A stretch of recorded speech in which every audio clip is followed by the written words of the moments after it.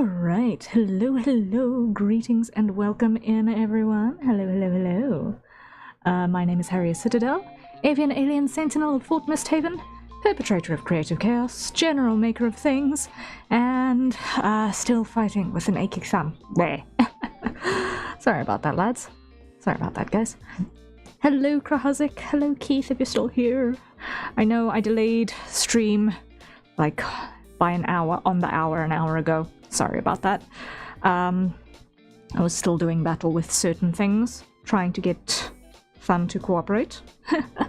But hello, good to see you guys. How goes?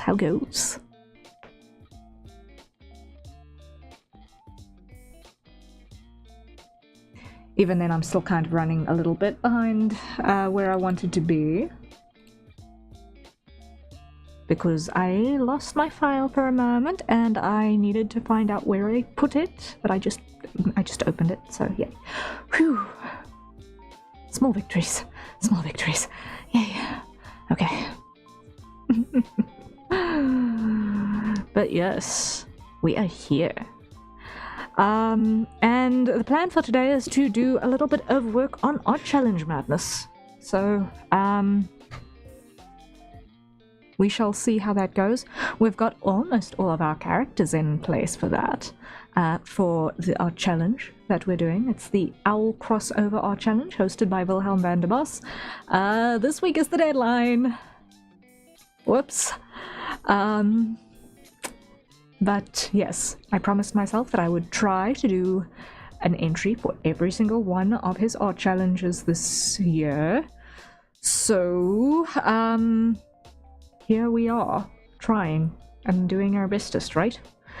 I really hope that the audio is not as buggy for you as it is for me.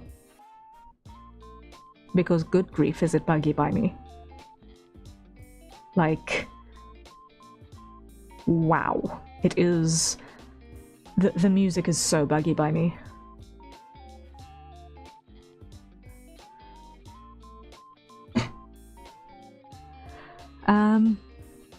And I also wanted to still check mic quality earlier today, but that never happened either. What did happen was that I did get a lot of work done in terms of getting structure clarified in my planning process for Misthaven. You will have, if you've been on social media, seen me post a bunch about that in the last 2 hours. I was on a bit of a roll there. So yay, victories have been made on at least one front this day. Yeah? And I'm very, very excited for that. It means that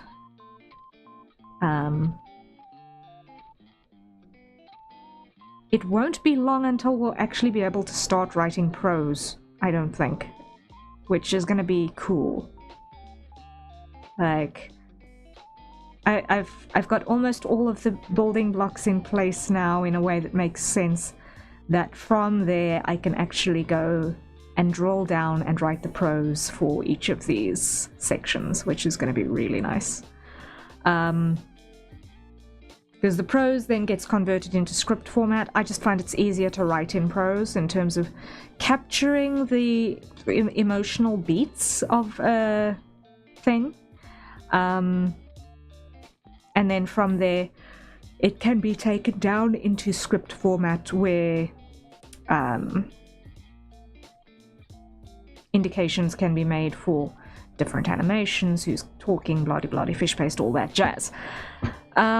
So yes, we are slowly but certainly making progress on that front.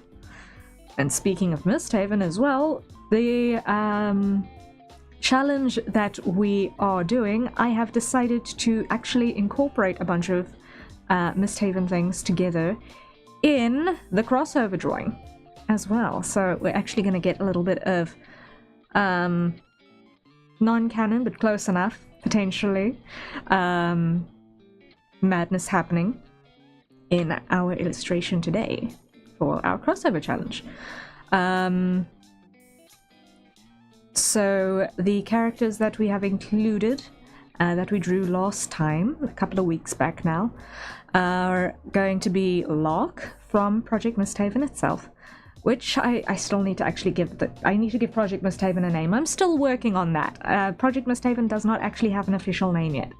I'm calling it Project Misthaven because it's a convenient code name / setting descriptor, but I still need to actually concept a name for it once I've got everything a little bit more tied together and I can thematically draw from that to give it a title that is befitting, I think.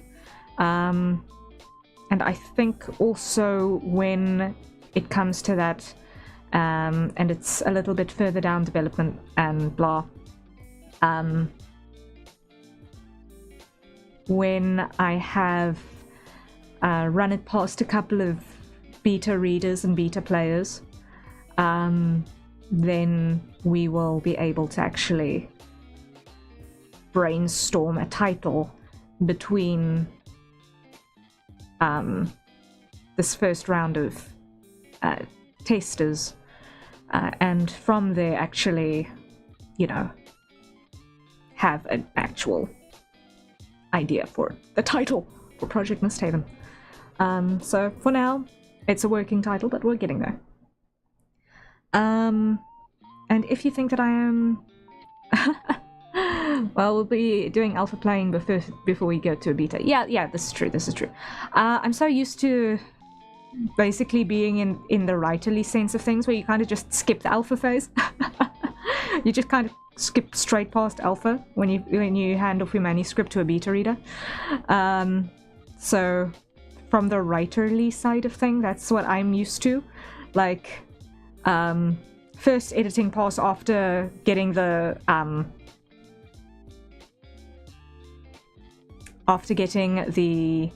landmarks down and the outline down. After you've slain that first draft, that would basically, in the writerly sense of it, be the alpha read, is to do that first run author's edits. That would be the alpha read, before sending it to the beta readers to give you their opinions, ask their questions, blah, before then going to the editor. So that's the pipeline that I had in my brain when I was speaking, and that obviously that's not quite the same when it comes to game development. So yes. And if it feels like I'm stalling a little bit at the moment, yes I am. I'm still just nursing the thumb just a bit. Not quite. Yeah.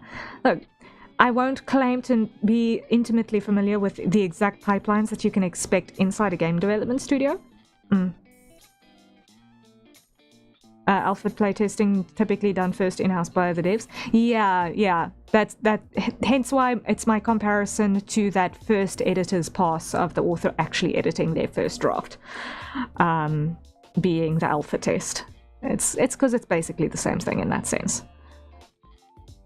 It's just there's more than one person doing the in-house testing in an alpha thing on a game dev, because usually there's more than one person involved. Unless you're a solo dev, in which case power to you.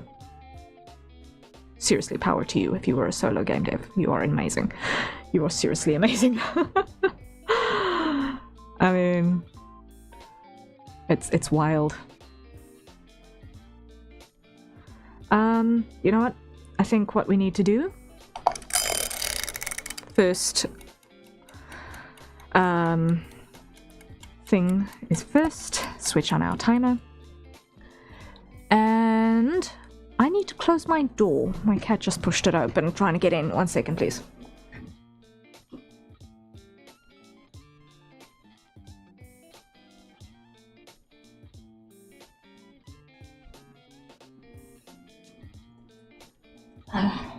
My door doesn't close completely because I have LAN cables going through it to get internet into my room.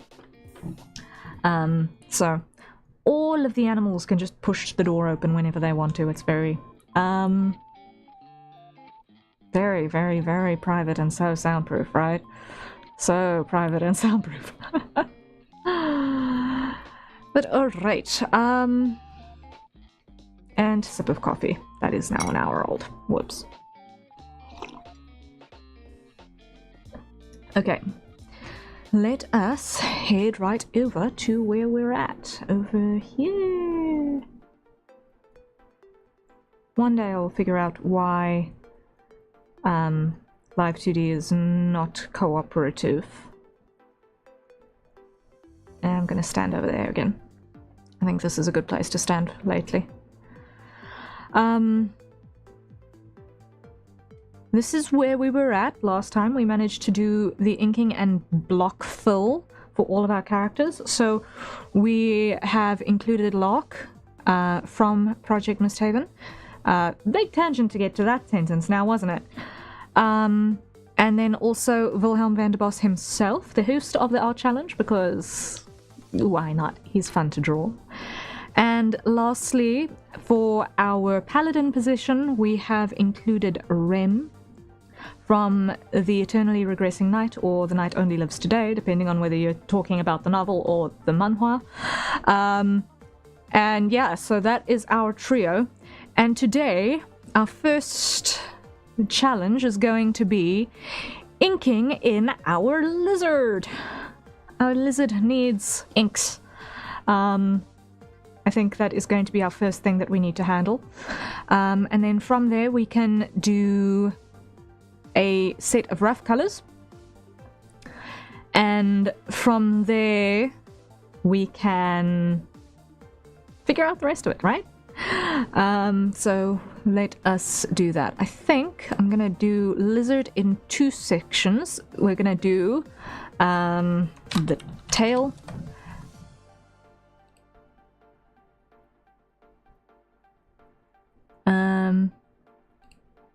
So let me just go duplicate. This is gonna be tail, and this is gonna be lizard. Now, as for where this particular lizard comes from, I am ideating it as we go. I am literally figuring it out from scratch as we go, because quite simply, I couldn't find a reference from anything that I knew that was giving me the vibe I was looking for with this guy. So I figured I would just make it myself. That was the vibe I decided to go for. Right, so now I need to not be in light table mode.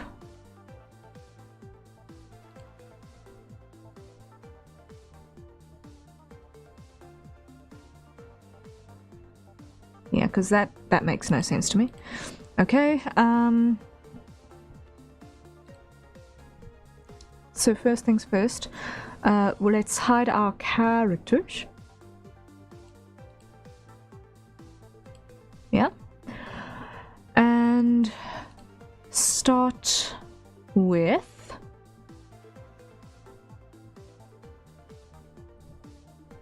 why do I feel like I'm missing something? Because I had the wrong window open over here. That's why I was missing things. Okay, now this sip of coffee to just calm the nerves. It's so cold now. No. But it's okay. So, shall we start with inking the face and body, or shall we start with the tail and the back leg? I think we'll start in the aft section.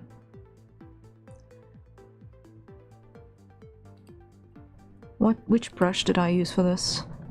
I think I used... What brush did I use for this? Oh my word. Huh? What brush did I use for this? This is a rough brush. Oh no. Did I use the pencil brush? Did I use the pencil brush for these inks? I think I might have. Yes, I used the pencil brush. Okay. I was so confused for a second.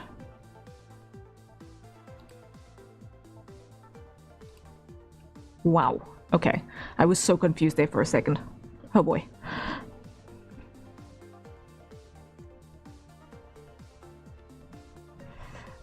So I'm working on the tail section first, and this back leg, so...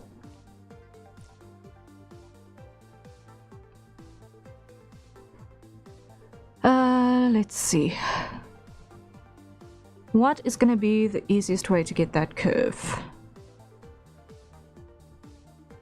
That.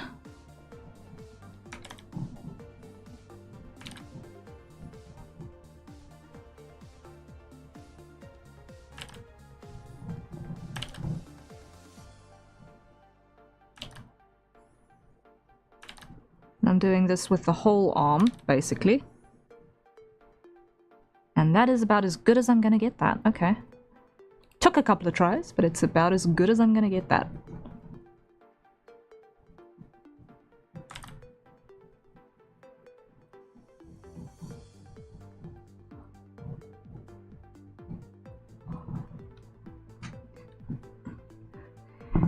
Hello, hello, welcome in. I am always scared that I'm going to mispronounce that account's name, but we are joined by Naisheng of Altabe Studio. I'm pretty sure I mispronounced that. I'm so sorry.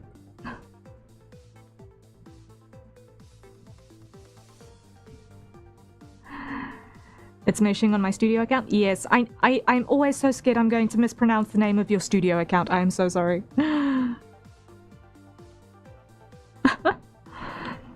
But welcome in, good to see you. How are you doing?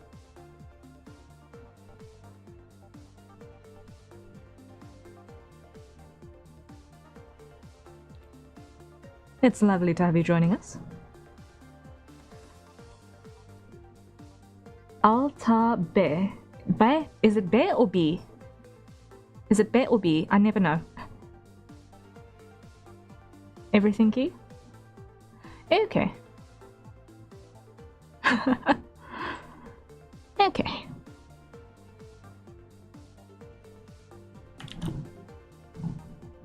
B as in B. Okay, okay.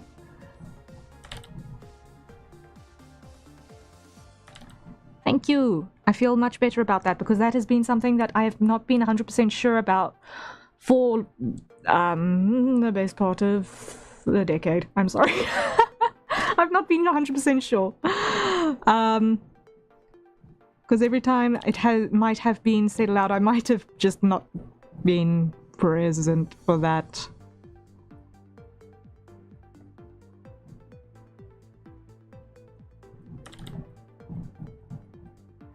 Being careful is a good thing. Yeah, this is true. It has its moments.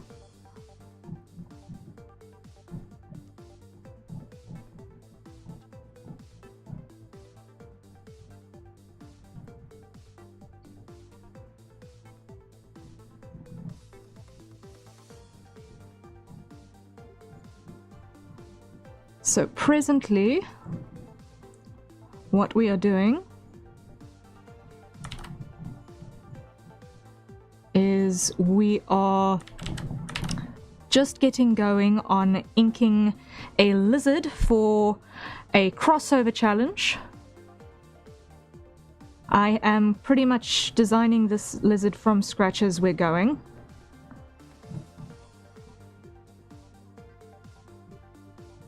Which is fine because it could be from literally anywhere.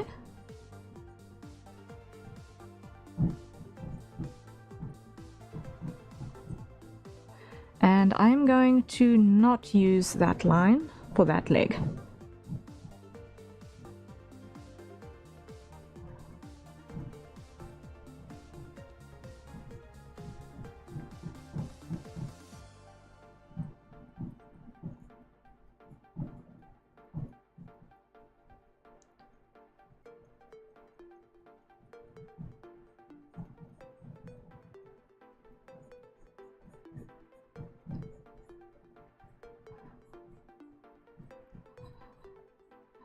Now, I've opted to use a rougher sort of inking style for this in an attempt to get used to drawing a little bit more messily.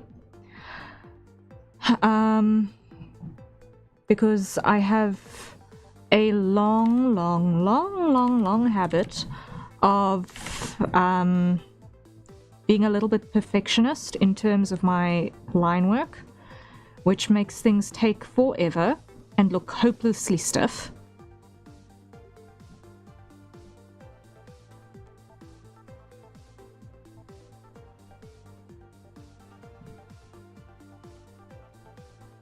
So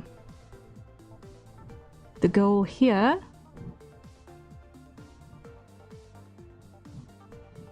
is to just loosen up a little bit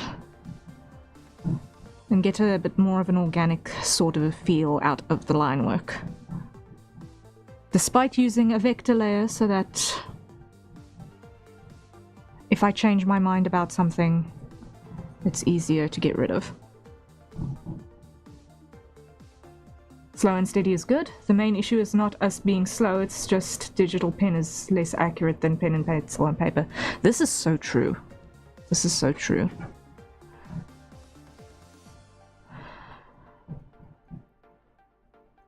Like, there's something wonderfully deliberate about an analog media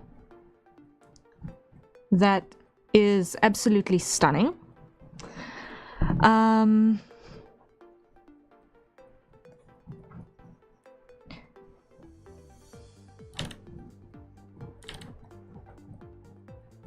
And I always appreciate whenever it gets put to masterful use in that way. When I was training my non-dominant hand to draw, I could learn to draw on paper relatively fast, but digital was another layer of challenge due to the lowered accuracy. I can totally believe that. How long did it take you to get good at drawing with your non-dominant hand?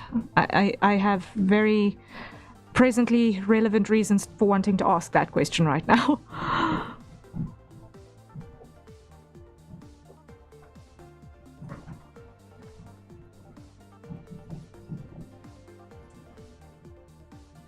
Actually, it's really fast, about 2 weeks. 2 weeks, wow! That's impressive. That's really impressive, actually. It makes me feel like whatever I've been doing for getting my non-dominant hand good is obviously less effective. It's harder to train the brain than the hands. Yes. Training the brain is definitely not easy. Sorry, I just need to let the dog out now. She's complaining. Okay. No.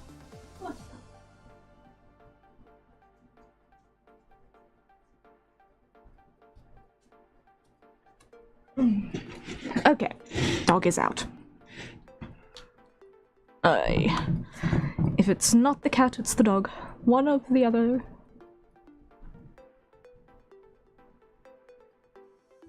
To train the hand is fast, it's just draw tons of circles, then long curves. I see.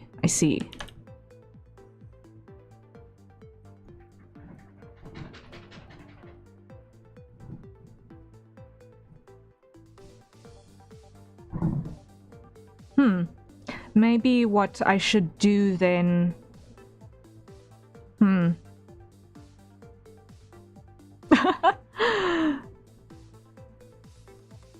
is actually do some very high intensity dedicated practice on that front. Relatively soon, maybe. But comics and computer inking is another layer of training. This is so true. Yeah. Keith, you have a dog? I have 2 dogs. I have 2 dogs and 3 cats. Yeah. It is a wild house.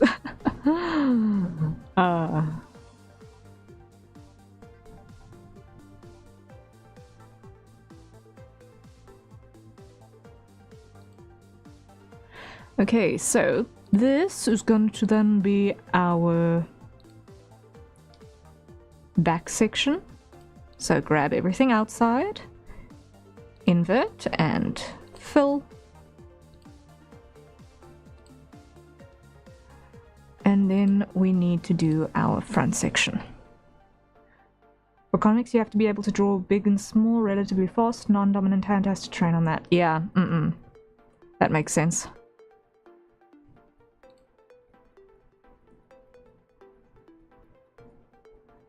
That makes a lot of sense.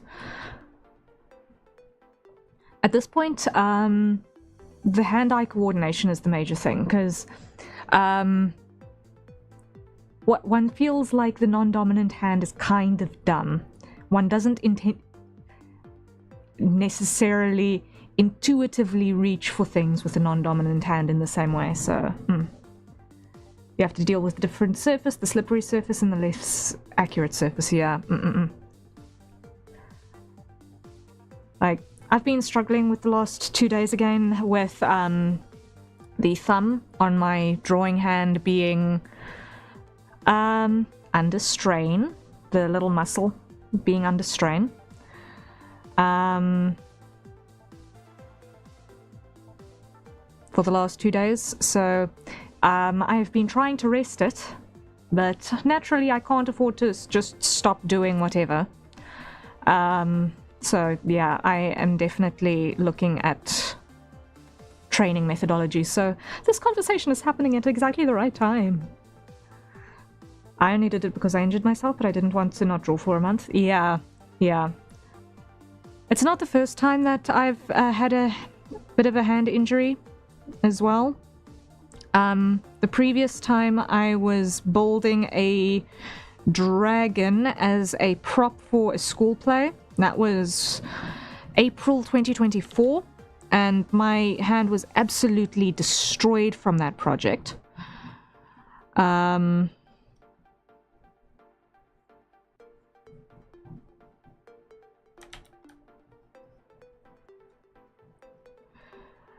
But yeah, I want to preferably not have that kind of chaos happen to me again, so... Glad to be helpful? Yeah, thank you. It is immensely helpful. Having a testimony in chat to say, yes, it is in fact possible, I have done this before. It is helpful. Yeah. Train your non-dominant hand, it'll take the load off of your dominant. Yeah. Yeah, that's very, very, very thoroughly the plan.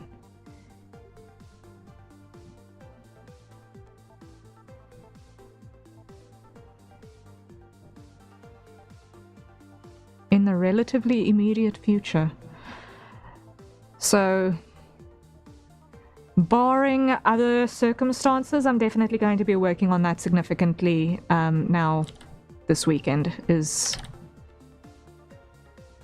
thoroughly putting effort in on that front.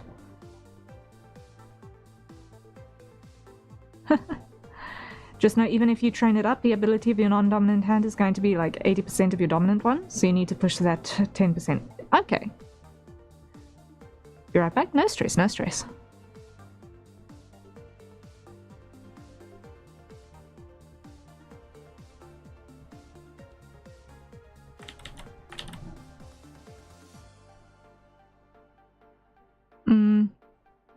Do I want the nictitating eyelid to come from the back, like on my eyes, or from the front on this one? I think I want this one's nictitating eyelid to come from the front.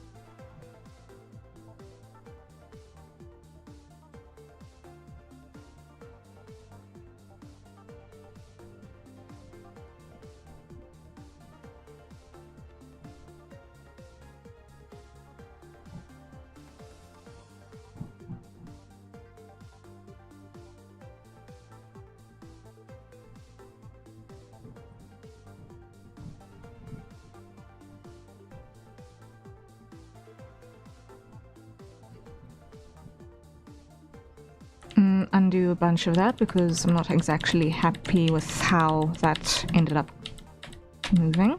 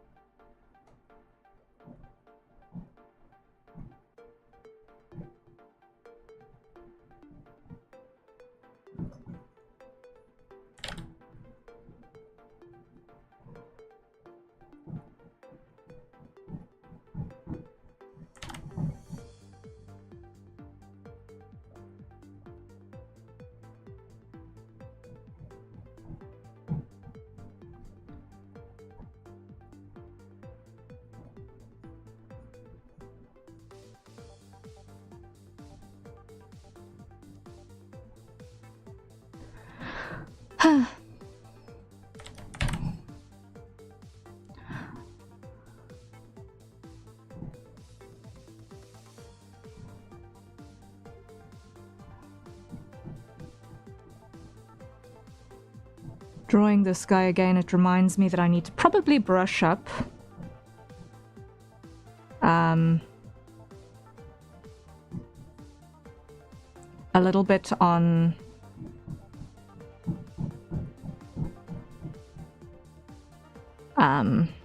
some paleo art references as well in a bit. I forgot exactly how fun drawing lizards was. What? Big lizards are a lot of fun to draw. I kind of forgot that for a bit. Which is hilarious because I cut my teeth drawing big lizards as my formative subject matter.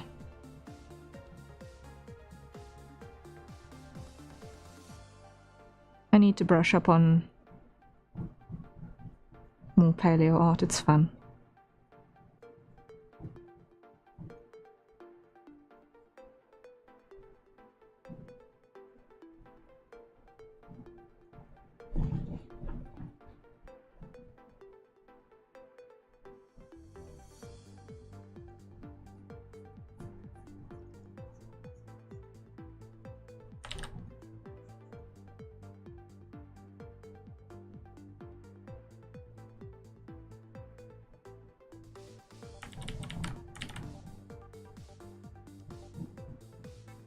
And very informative when you're designing dragons.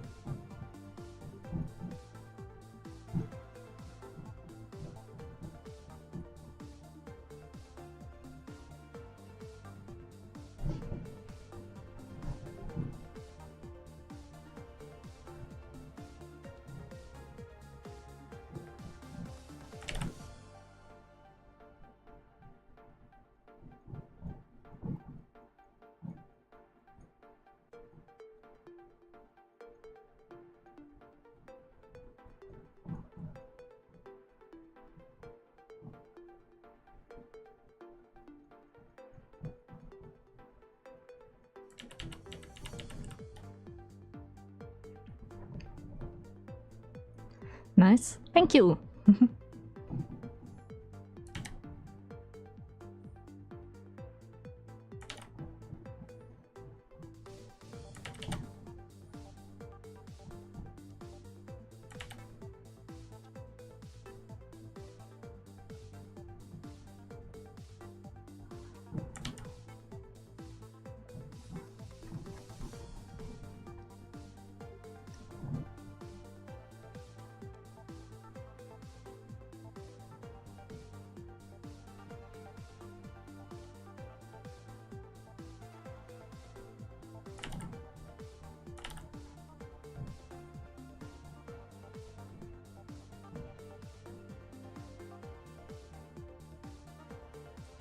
Now, let's see. I need to flip this over so that I can get this line nice.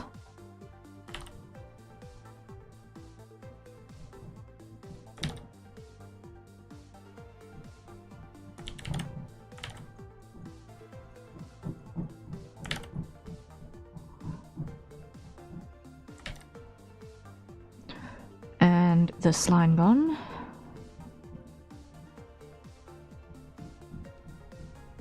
To anchor down here.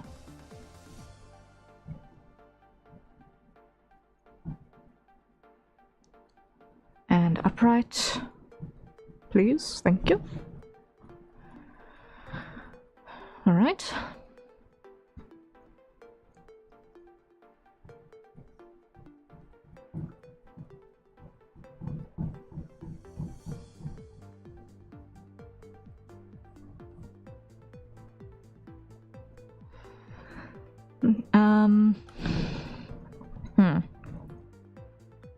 So, shape-wise, that's okay, but I think I'm gonna need to split this up into more distinct scoots. So,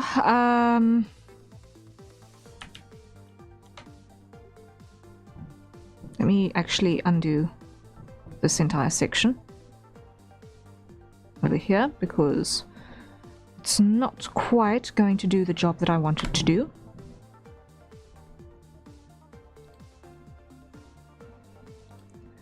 And we come back to our sketch. And now let's add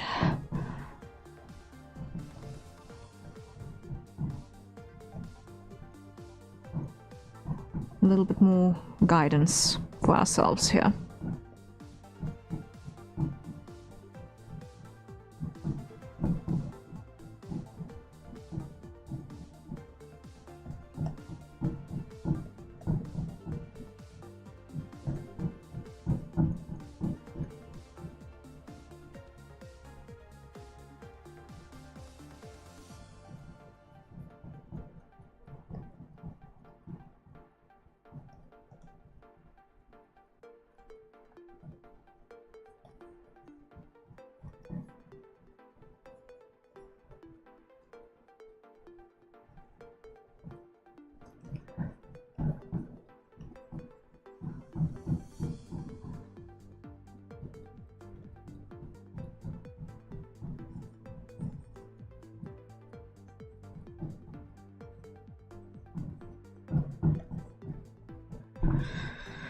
All right.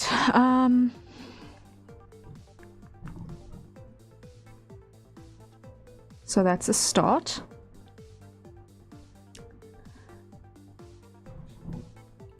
And now what we need to do is give ourselves a split here.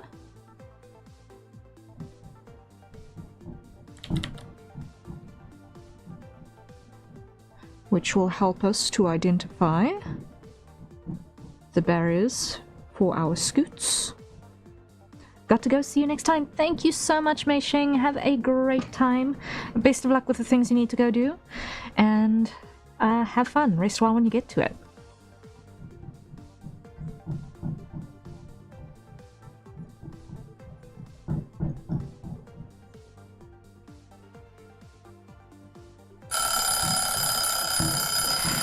And that is a hydrate timer. So everyone, time to acquire our nearest safer consumption beverages and take a sip. There we go. Ready.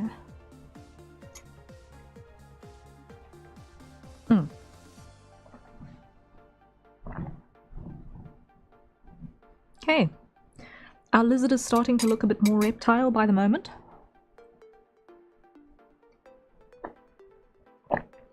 The iced coffee is, well, the coffee that was once normal coffee is now very much iced and almost very much gone. Tragic. Tragic! Oh. Okay, it's gone. Okay, now we continue. And I'm gonna start with doing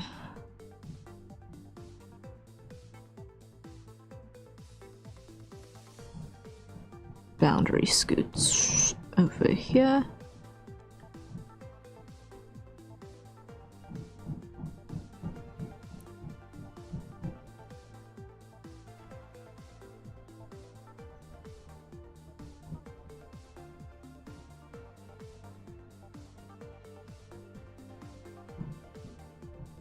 Mm-hmm.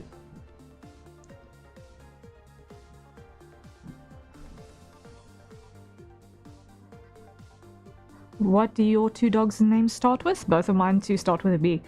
I'm not going to mention my dogs' names. What I will tell you is that they are two of the most popular, most common dog names currently out there, and you are not allowed to guess. I am not going to confirm or deny any names.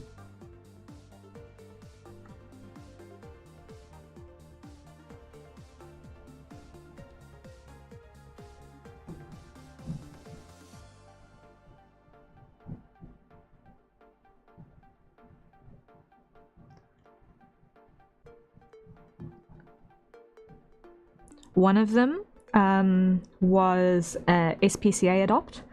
The other was a working dog. And all three of the cats were SPCA adopts.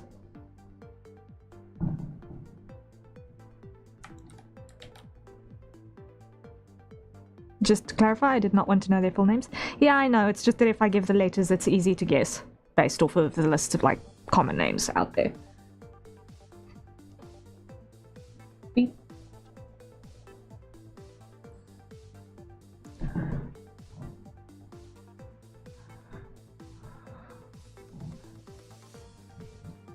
I generally refer to them as my mom's dog. And the loud one.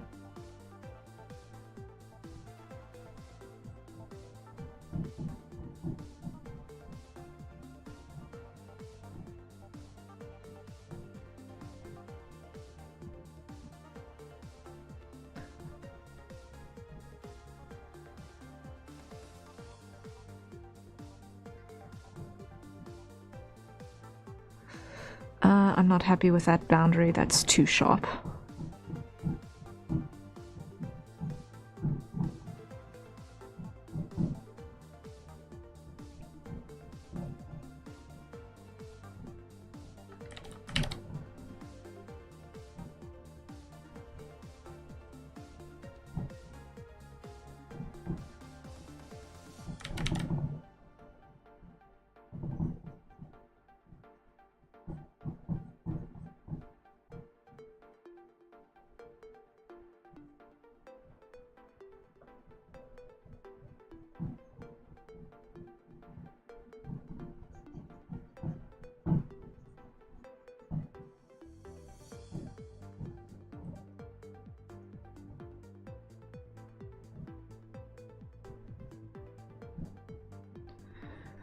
Okay. This is going well. This is going relatively well.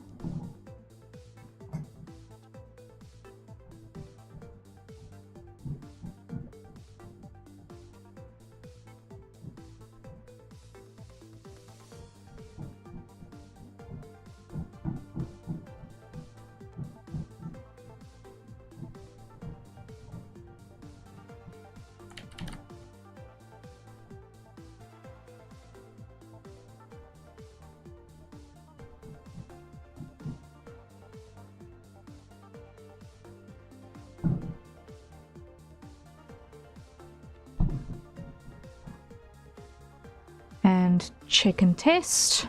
Yes. Yes, that is working. That is doing what I needed to do.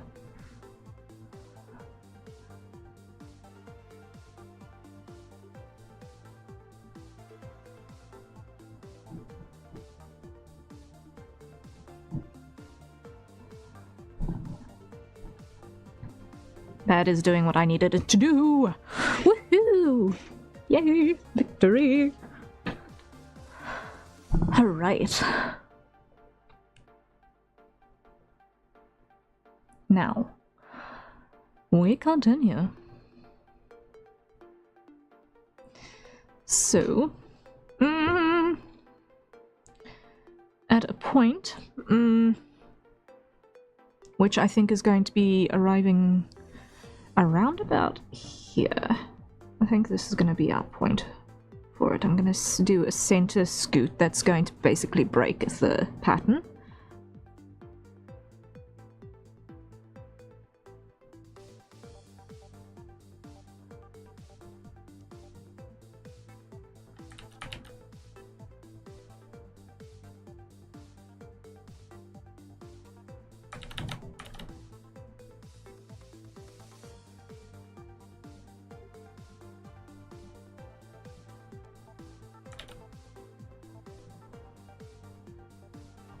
And put a central line into the mix.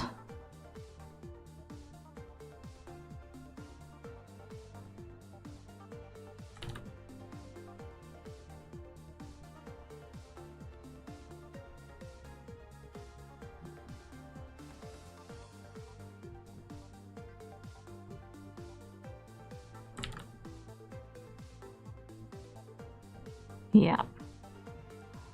That's doing the trick.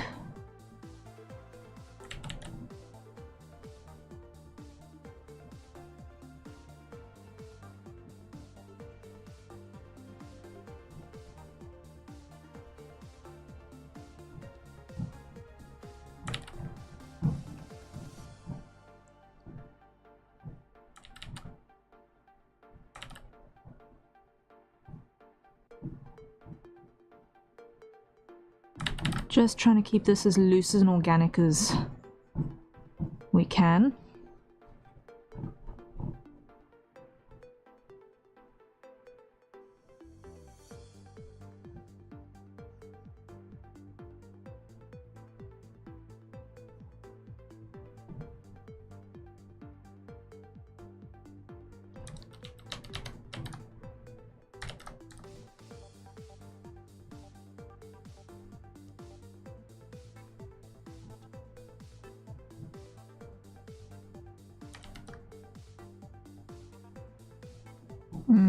No.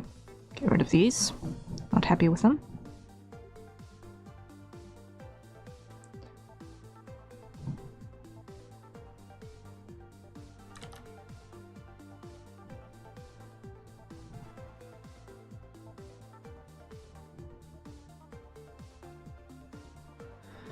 Something like that.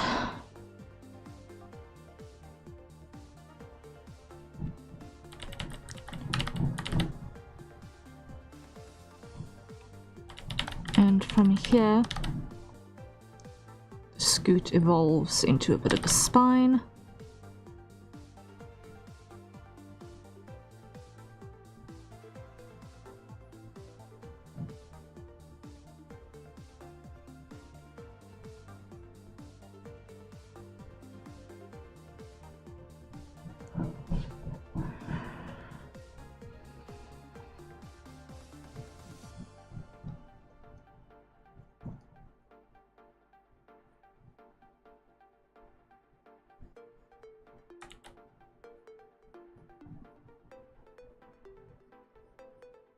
Okay, maybe not a spine.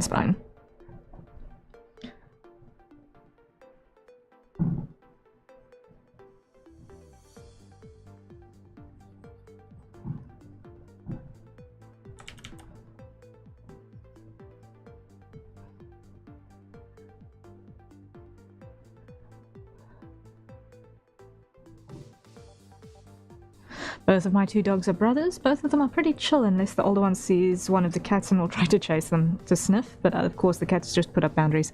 Yeah. Like, when the dog just wants to be friendly but the cat is not impressed by that, that's usually the cause of some level of conflict, usually which involves the dog meeting the cat's pointy end. But occasionally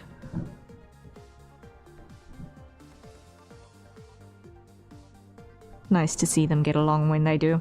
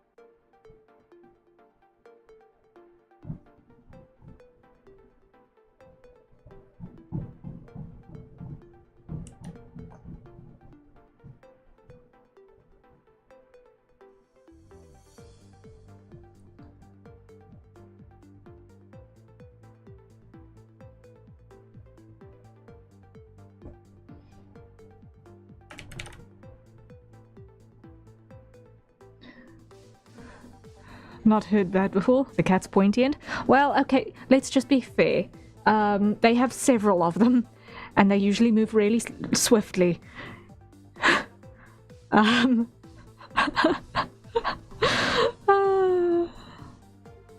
Several of them per paw.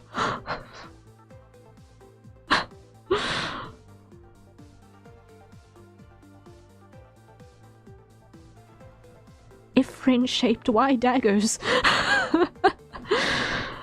In a nutshell.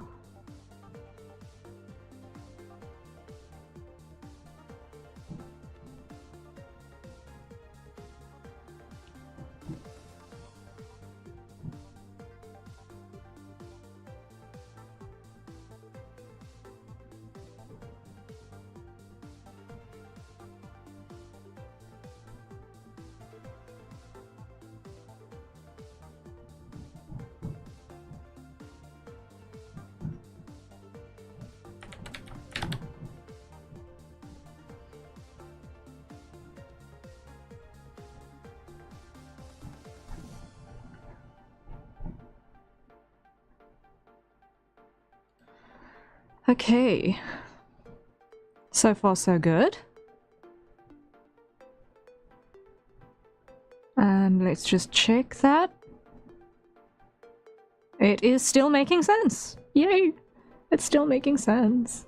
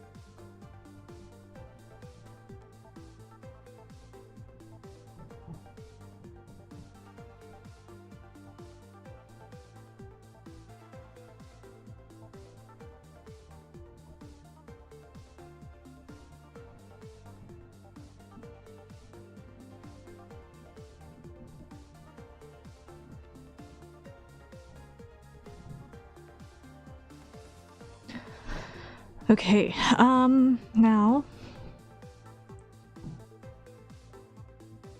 for this extra row, that's gonna sneak in from the side here.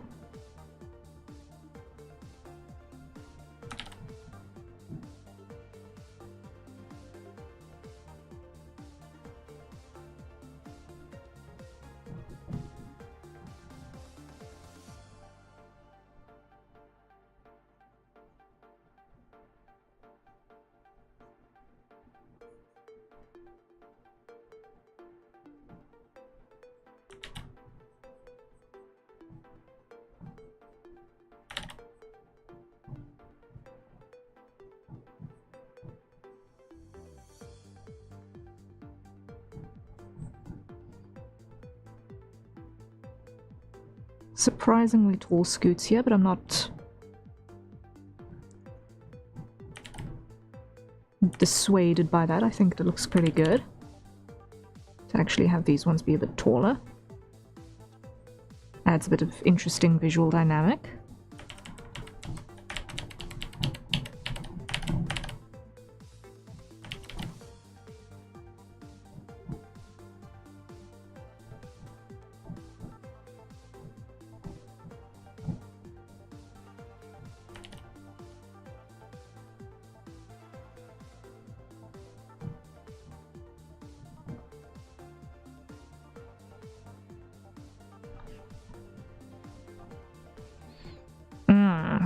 that does work. That does work. I'm happy with that.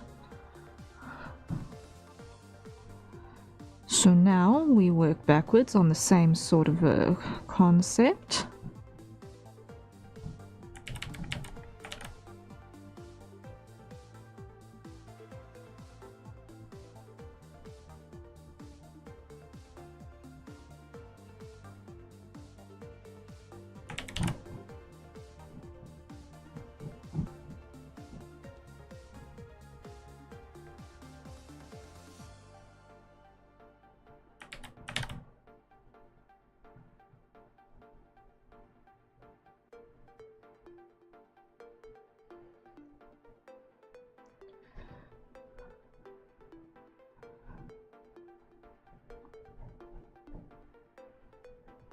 Although these can be broader. I feel like this entire lot can be broader.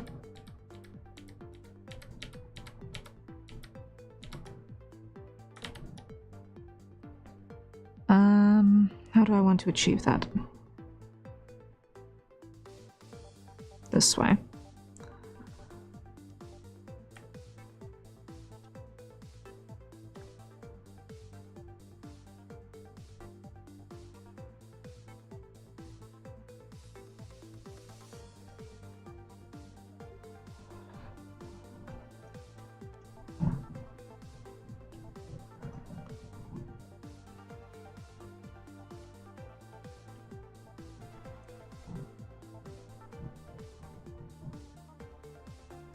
Okay. So far so good. So far so good. Now we redo the tall one.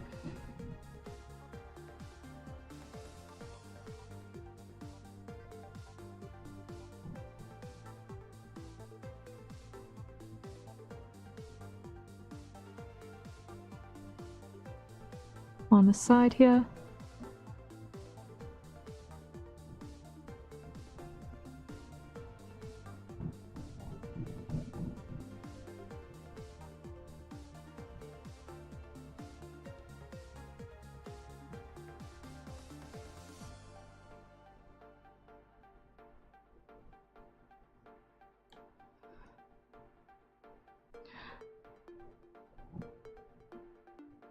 I'd recently just beat a very hard part in Warframe where I had to return to the surface with only 10 HP after being in the heart of Deimos.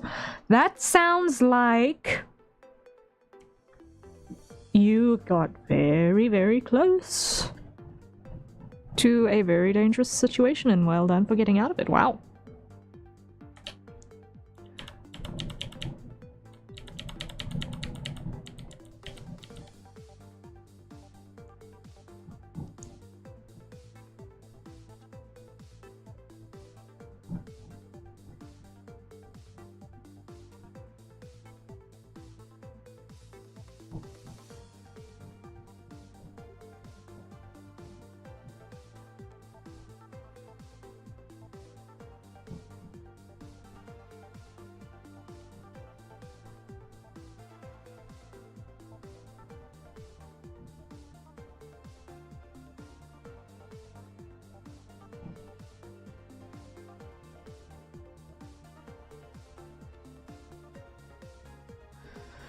Okay.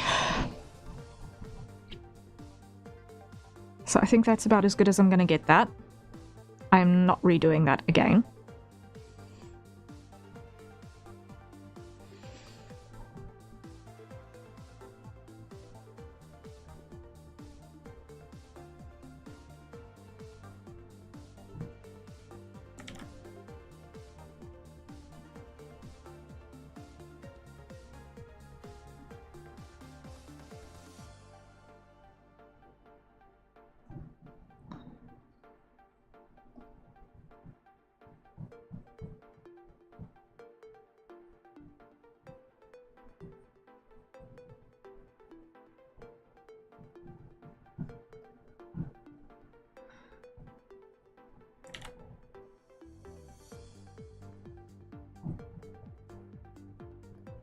I'm totally figuring out these scales as I go. I have no idea what I'm doing, but it's fine.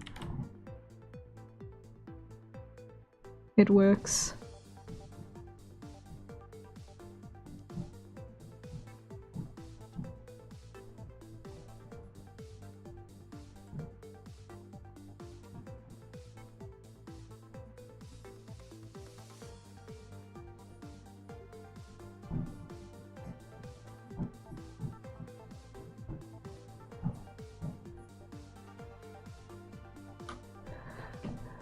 You do have some experience with scales. Just a little bit. Just a little bit. As if I hadn't drawn a gazillion scales recently, right?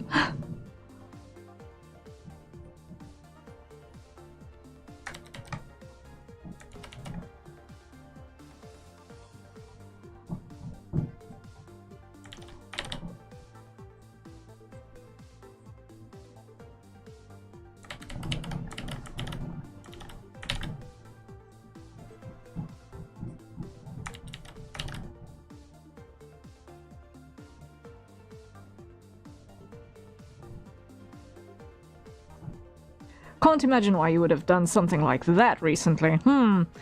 Yeah, can't imagine, can't imagine.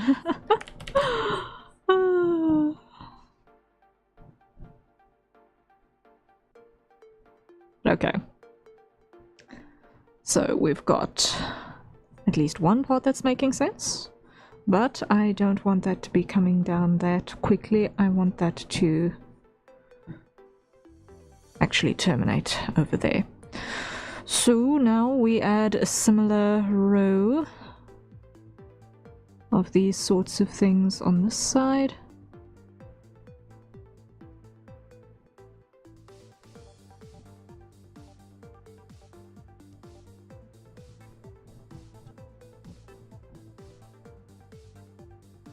These, for lack of a better term, dumpling scales, because they look very, very, very much like dumplings. To me, anyway.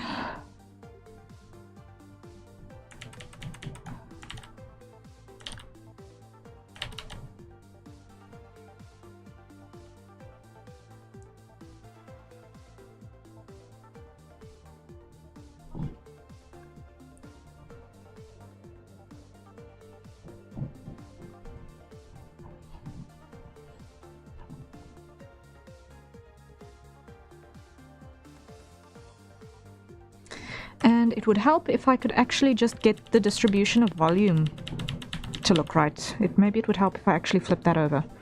Yeah, that would help.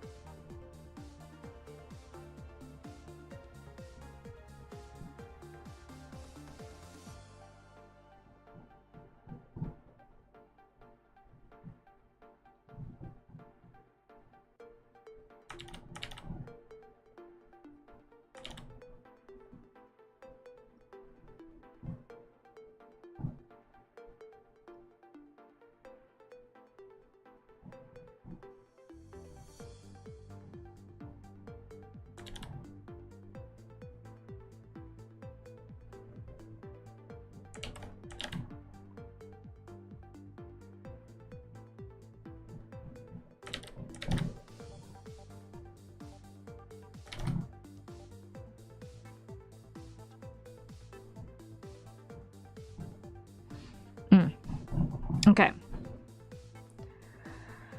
That works.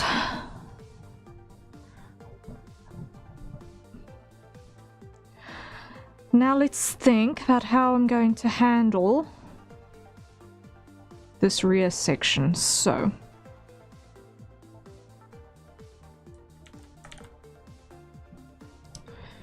what I need to do is put a inking differentiator for depth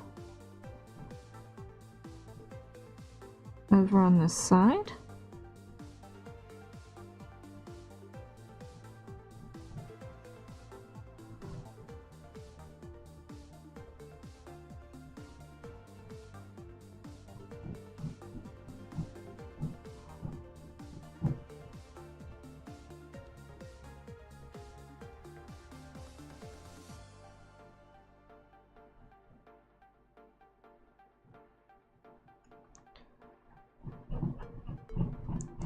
So we can see where the rib arc ends and where the pelvic arc is going to begin.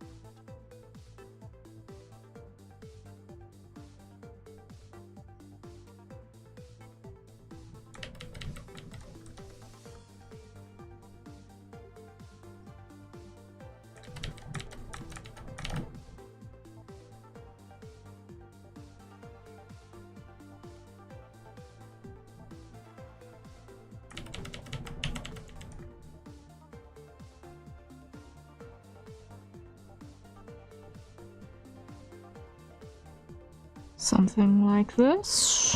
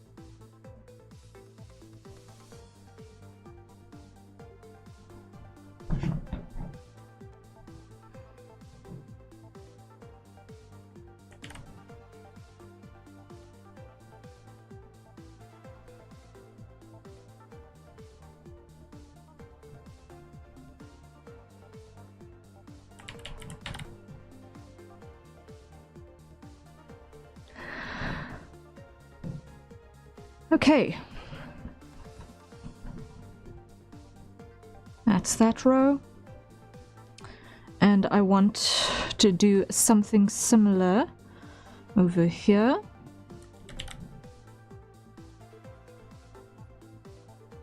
As well.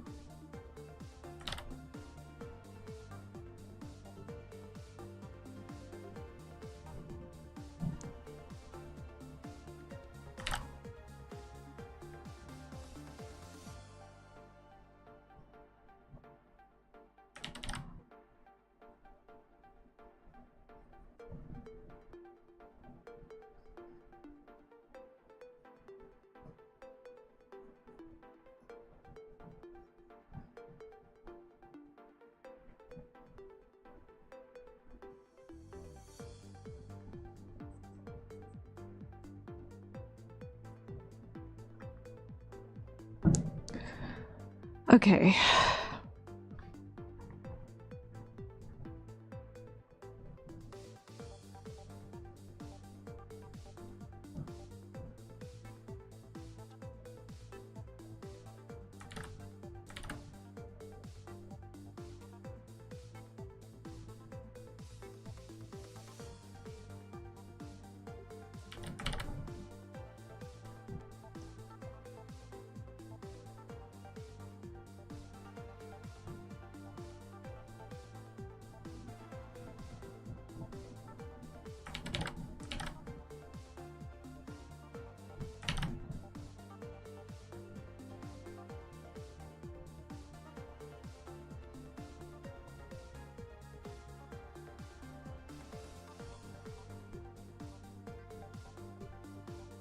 Something like that. Okay. And check. Yeah, that's working. That's working. Our tail is looking desperately smooth in comparison to that lot. We'll get back to it. I knew I wanted to do something a little extra with the lizard in terms of texture because it's been an eternity since I've actually done a proper render on something properly reptile.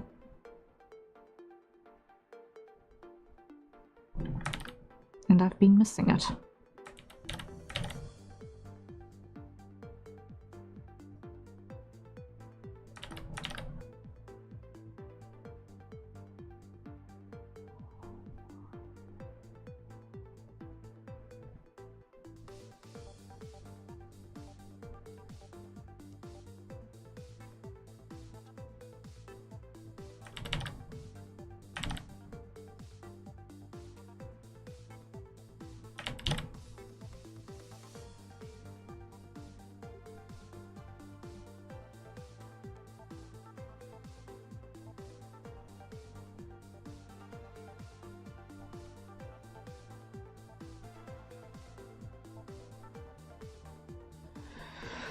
Alright. Getting there, getting there.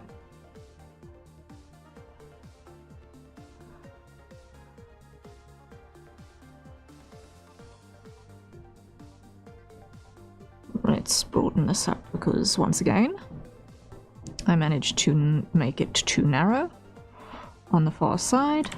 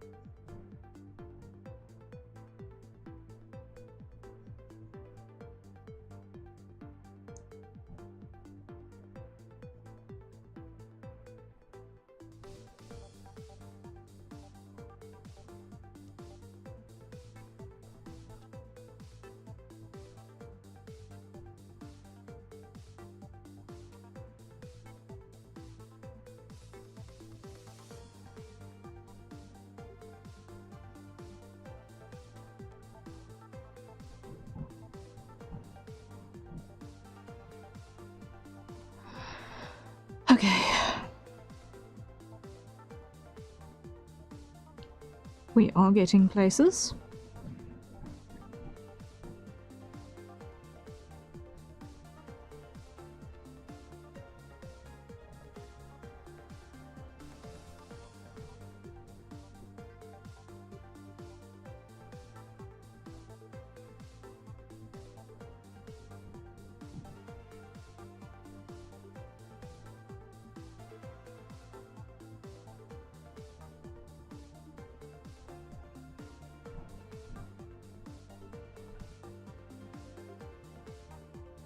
And let's flip this over again.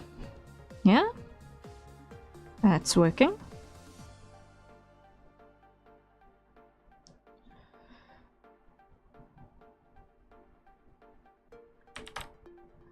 And let's see, dumpling scales.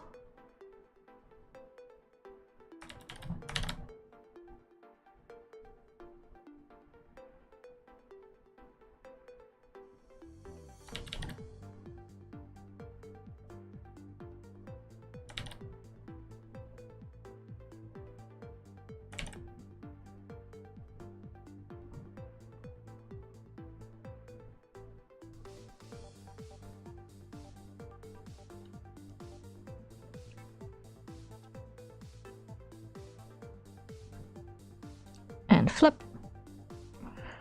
And dumpling scales.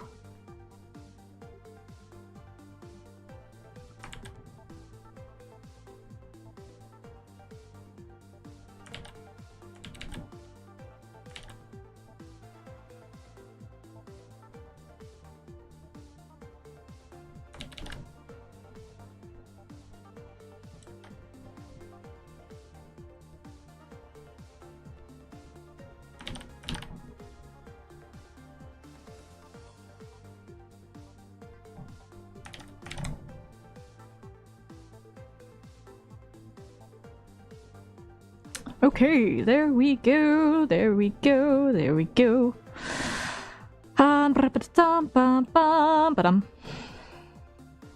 Now,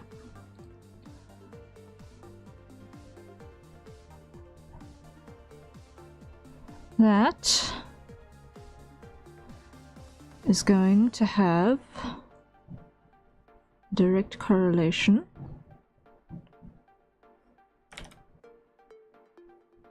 with the position of an aft leg over there, like so.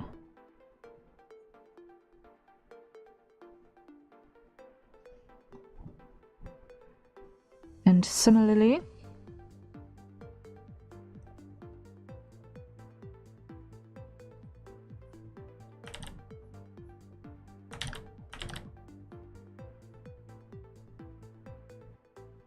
like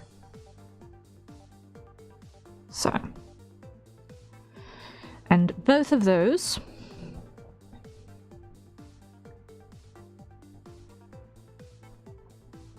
I'm going to leave exactly as is. No, no, no, no. I want this one to angle up just a bit more.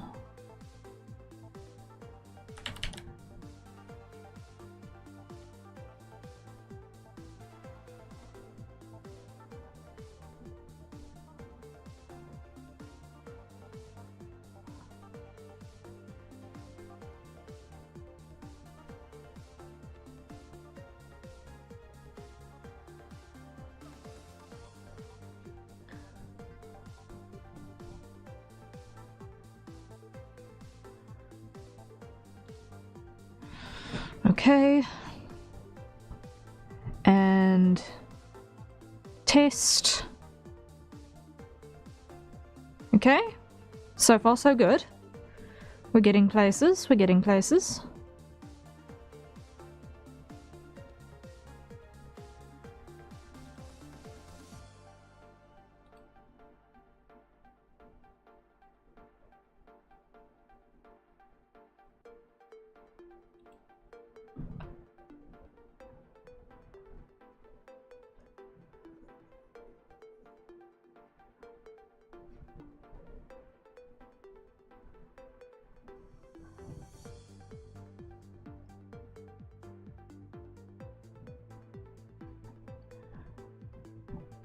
I'm actually kind of really liking this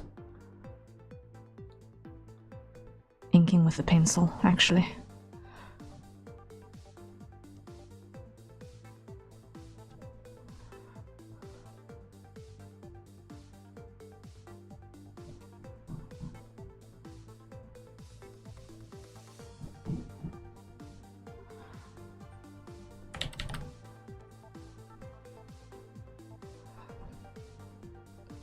It's got a roughness about it, but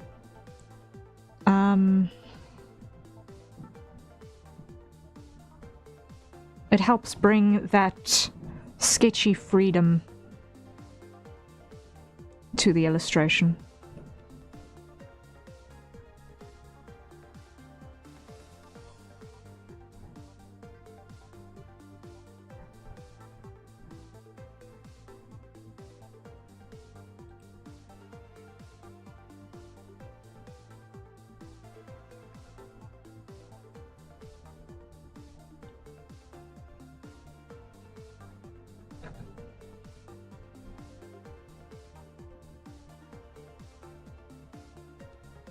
What I don't like is the position of this forelimb.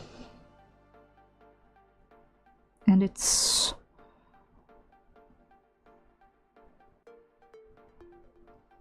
general posture, it's just kind of there for me. Be gone with it. So, you'll have a limb that comes back.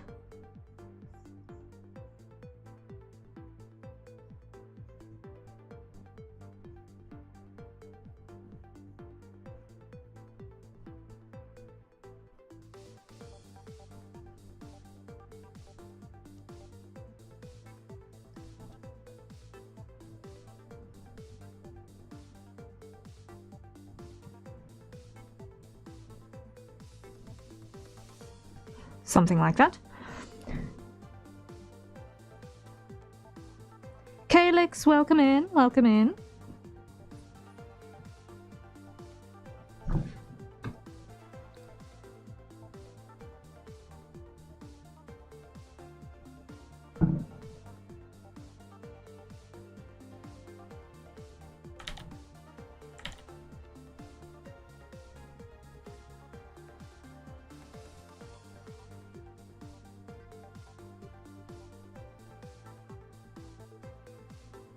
How are you doing?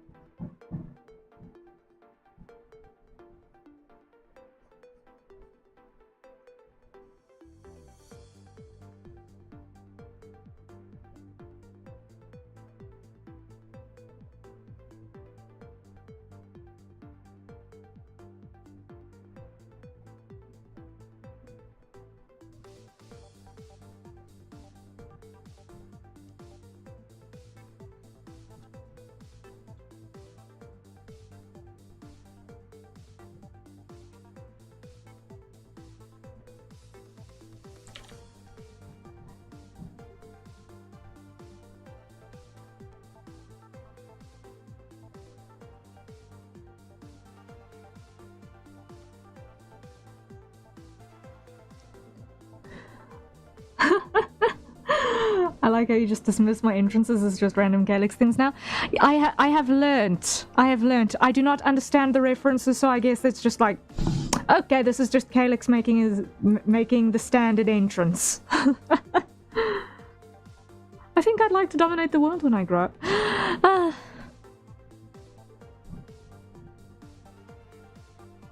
It's better than what my dad always used to say. One day when I grow up, I want to be a juvenile delinquent. What?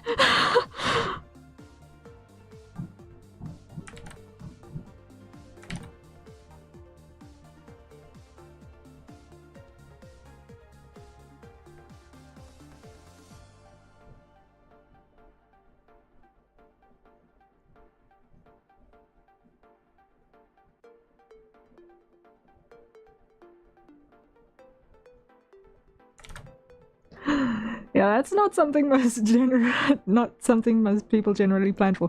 No.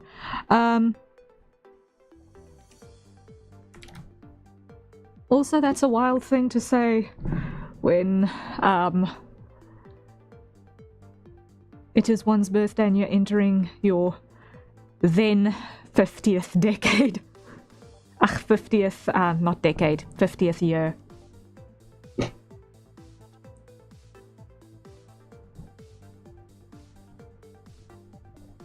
Great way of messing with the kids, though.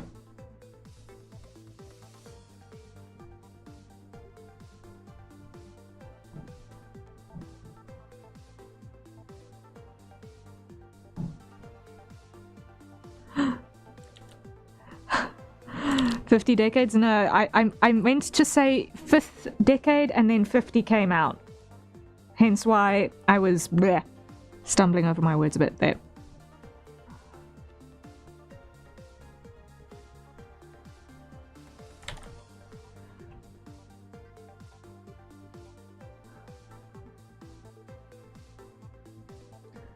"50 decades would be a short time for me." I was just thinking that.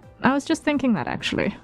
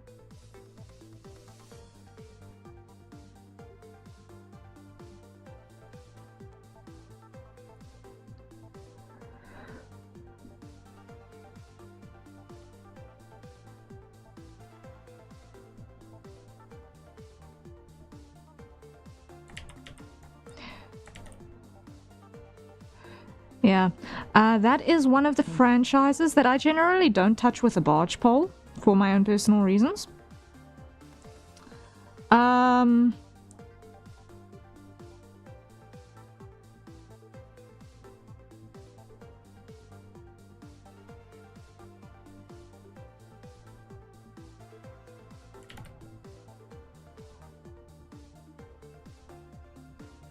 But I can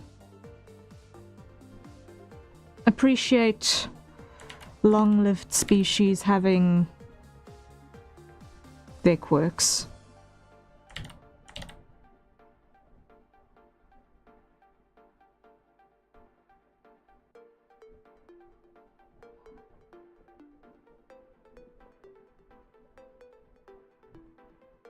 No, it's content based. I don't know a thing about the author. I just, based off of the content, it's not my thing.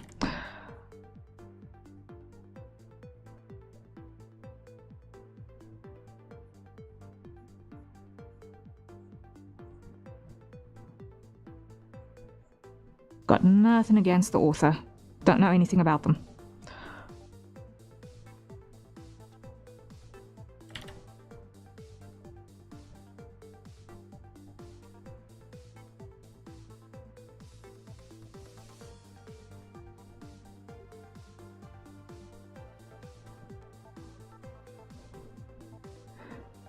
Alex, hello, hello, welcome in.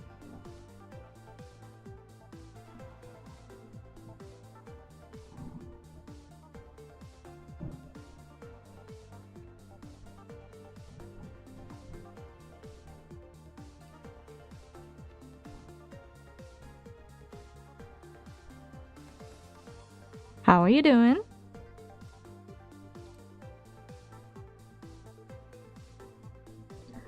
How's the day going for you, Harrier? So far, so good. We have inked a lizard. We have inked a lizard. So far in stream. I'm tired, but insomnia is a common friend. No! Oh, man. I hope you get rest soon. Which reminds me.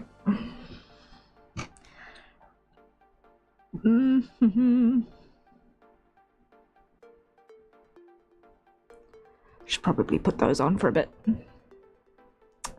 What is rest? Can I eat it? Huh. I wonder.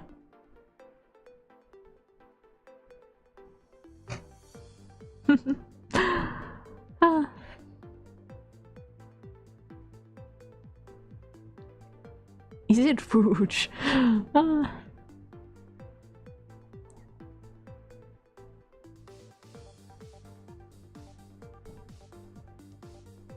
Okay. So I think we're there in terms of the silhouette on this. So now what we're going to do is we're going to grab everything outside once again.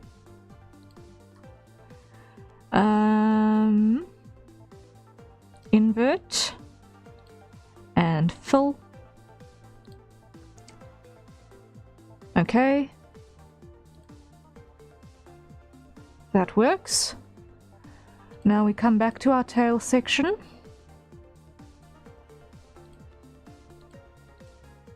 Hide our base color.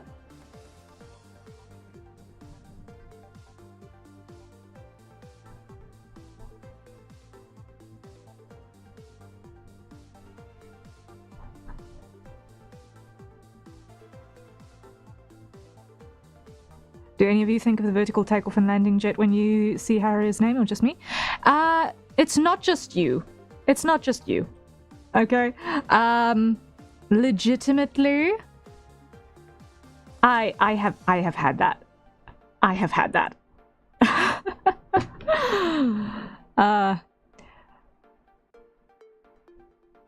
I was kind of asking for it when I chose a name synonymous with a jump jet.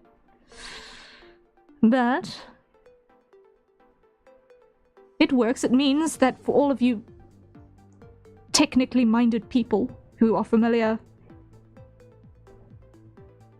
you're not gonna forget.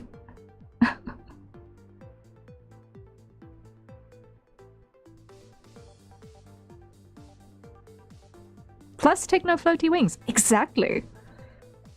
One could even say that it was planned that way.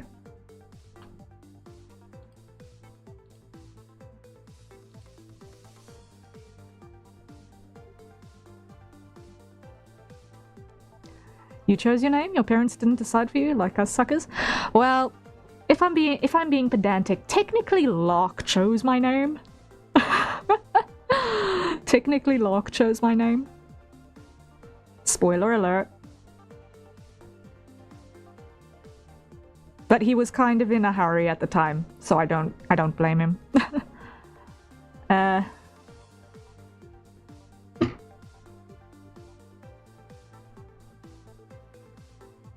Lark in Project Misthaven.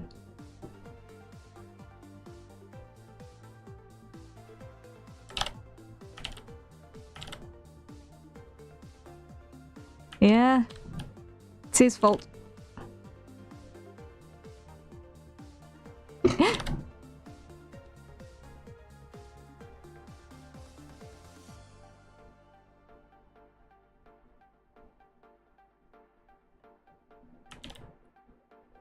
I have been spoiled. My disappointment is immeasurable. My day is ruined. Oh dear.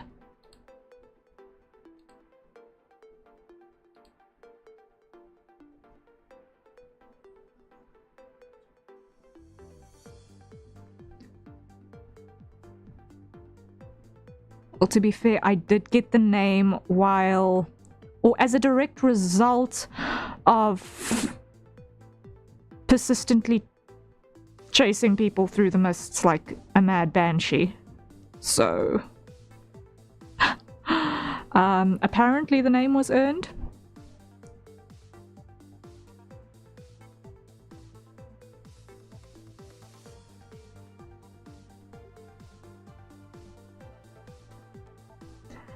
Rhea, did you know you have a very good navigator voice? Yay, I've got a good navigator voice! Woohoo! I'm glad.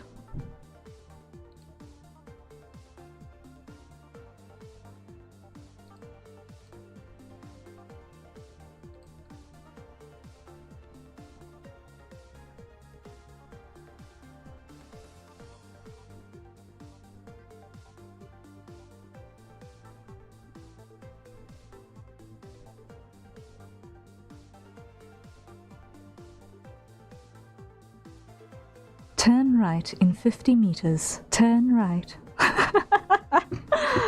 Time for the flight of the navigator. Who needs bumblebees? Right?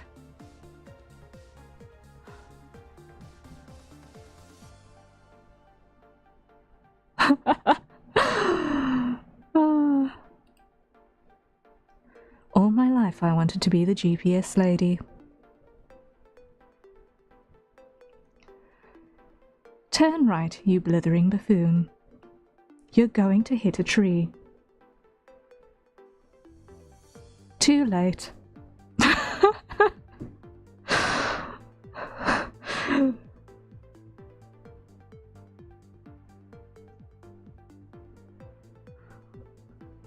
Pull up. Pull up.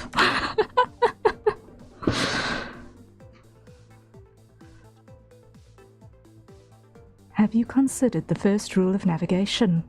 Look out the window. There is a mountain there. Pull up. Pull up.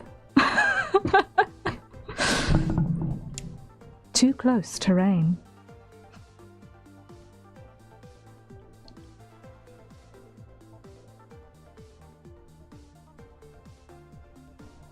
Some aircraft have voice alerts to warn for such things as being too close to the ground. Yeah, I heard that a lot in the recreations back when I was watching Air Crash Investigation.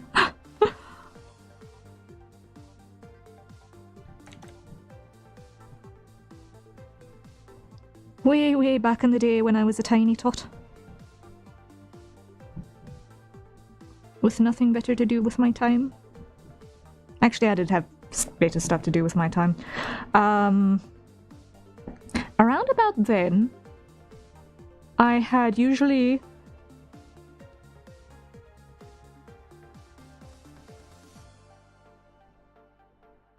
by the time that was airing at, on the telly at that point in time, I'd finished my school stuff for the day.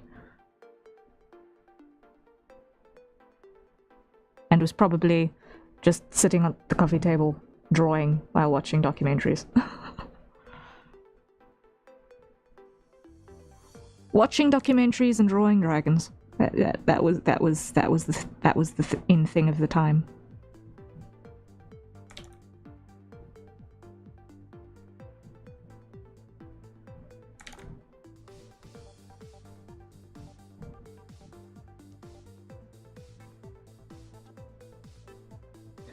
Can I just say, by the way, that this diner looks insanely good already? Are you using Crocs for reference?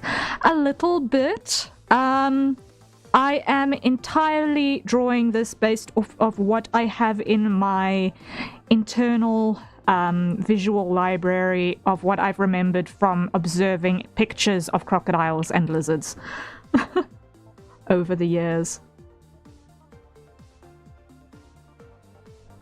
So I haven't got any open references in front of me. And a lot of it I'm literally just making up on the fly at this point.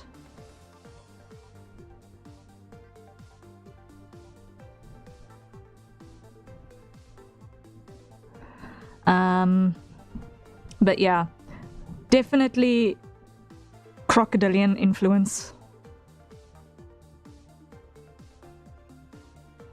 For me, designing a plane in X-Plane with a voice alert system and then doing a map of the Earth flight run.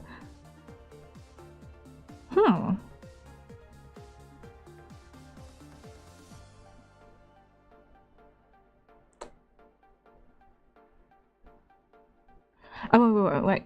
Some of them got more alarmed and insistent the closer you got to the ground. Oh my. Oh my. When the voice alert has a panic mode. Crazy. Crazy, crazy, crazy.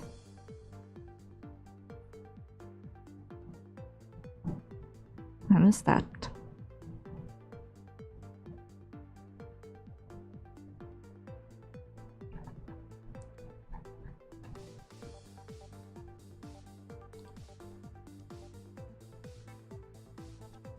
Okay, this back leg is too big. In most situations, you're not supposed to be flying within 100 feet of the ground. Yes, I can be very on board with that. You're indeed not supposed to be that close.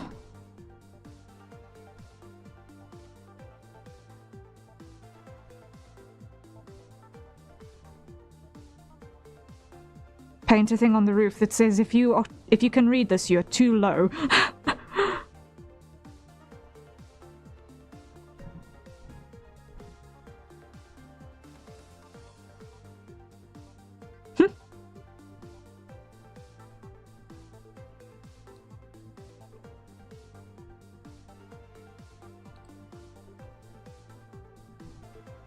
Nope.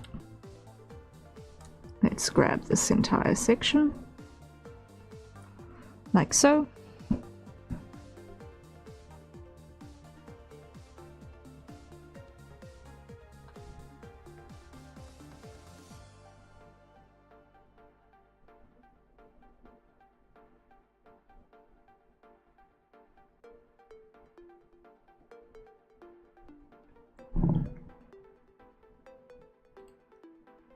Okay, it is now separated. So now I can do an adjustment with this slot. Cancel. First. Show here.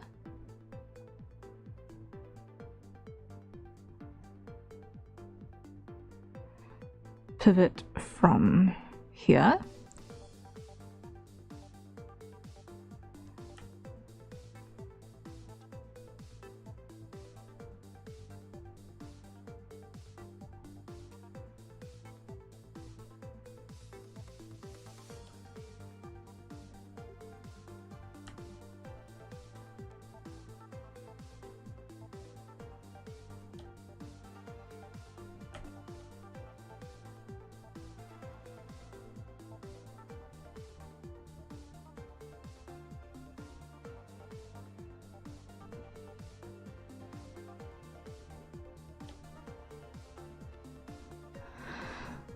I need to set up a flight stream soon.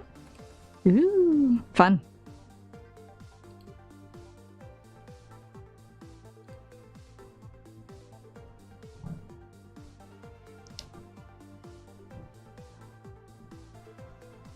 You know what I just thought of, which would actually be kind of a fun thing to do for a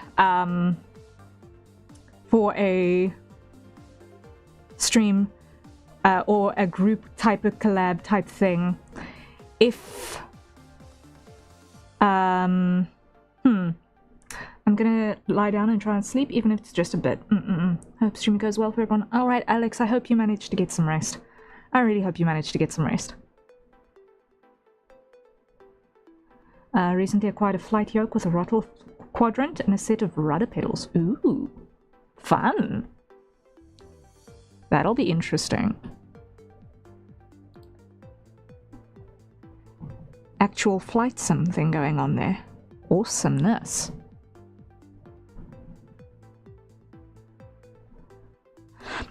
What was I saying? Oh yes, what would be fun to do, potentially, is as a collab / event type idea, is You know how in rally driving you have a driver and a navigator? Imagine doing something like that with like a VTuber collab, but like the driver doesn't have a mini map, and the navigator, like I don't know if a game like that where you can actually do that rally sort of a simulation exists. If not, we need to mold that game, right? Where the navigator then actually needs to guide the driver and like do like a sort of a cross-country rally race type thing in that way. And then have all of the navigators try and do their best GPS voice while they're navigating. Like, all they have is a map. Sort of like those puzzle games where you've got, what is it? Keep talking and no one explodes, where one person's got the instructions and the other's got to defuse the bomb. But something like that, but with like a racing element. With a rally driving thing. That would be fun. I don't know if a game like that exists, but if not, we need to make it exist. Not before Project Misthaven.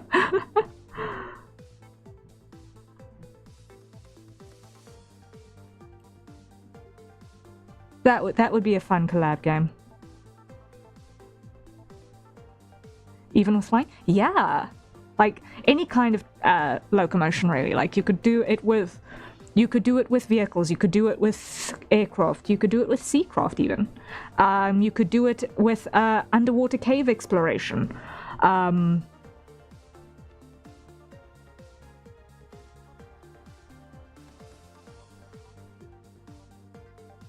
The setting is less relevant, really, than the element of a race with a navigator and a driver.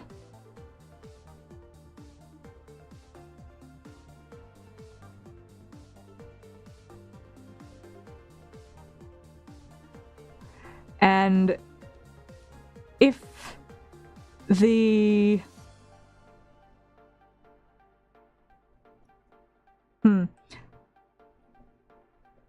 I don't how the mechanic of it would work such that the latency would not be an issue would be one thing to figure out. Could go a bit further, not just a race, but a delivery type operation. That could also work. Like, if one has multiple modes for that sort of a thing, perhaps.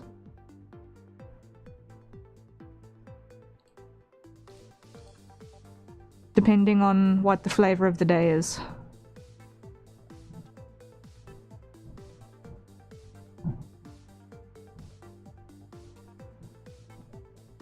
And what the kind of player experience for the day might be. But okay, so now we have our lizard and we have our characters. Yay!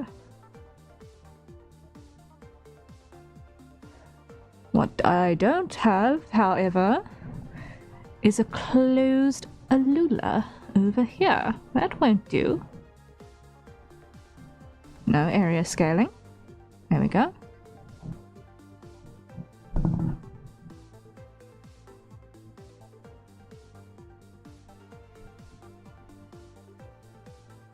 All right. So, we have our cast in position, and you know what I just realized? I have predictably forgotten hydrate timers. I have predictably forgotten the hydrate timers. Again. Hello, Zany, welcome in, welcome in. Big lizard, yes, they are fighting the lizard. They are fighting a mist mad lizard. No biggie, right? Just a really, really big mist mad lizard. Fun times. So everyone, because I forgot, time to acquire your nearest safe for consumption beverage and take a sip.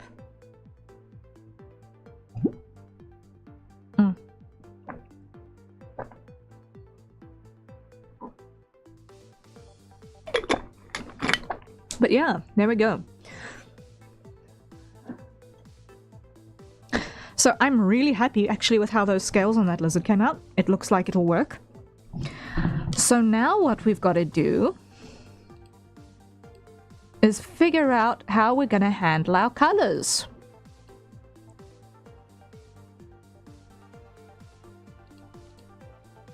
Which is the next big deal here.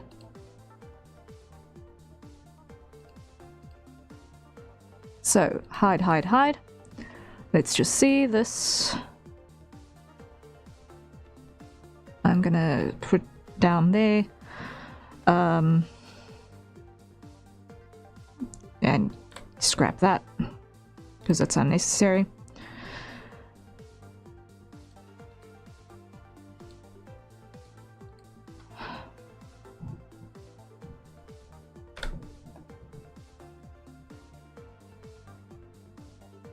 Just get shapes more or less in the right places. If the underlying sketch is trash, it doesn't really particularly matter.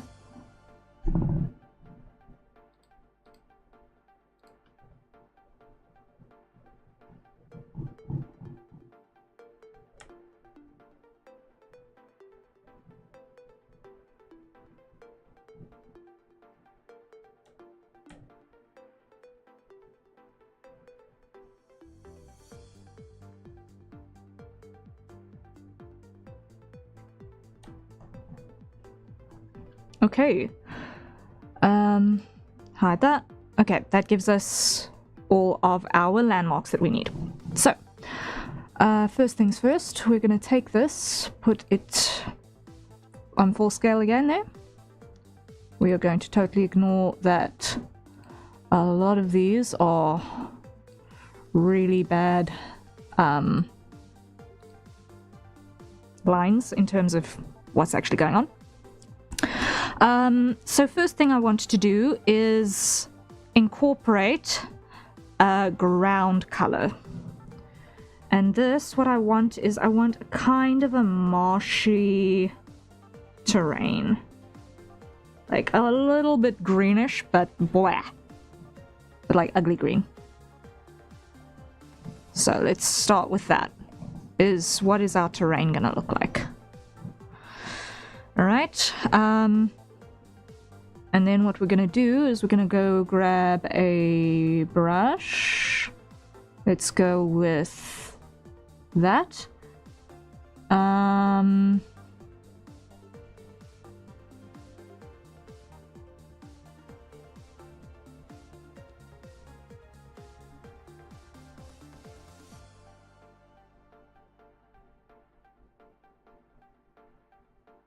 Let's go with that. No. That one. That one. Okay. Mixing mode. Like now. And what I want to do is I want to go color jitter. Like that.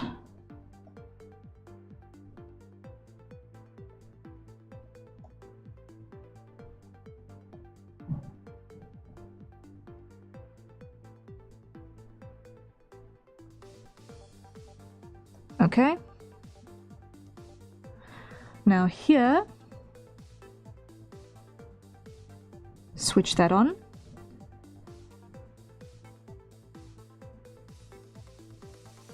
Just give ourselves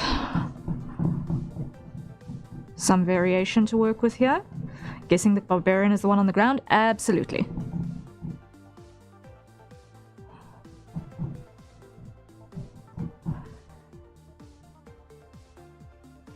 I don't want that. I want randomized per stroke. Yeah, that's the one I was looking for. That's the one I was looking for. Just a bit of color variation here.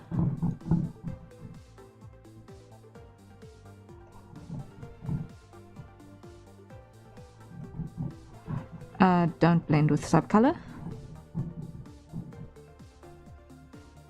Actually, no, a little bit. There we go.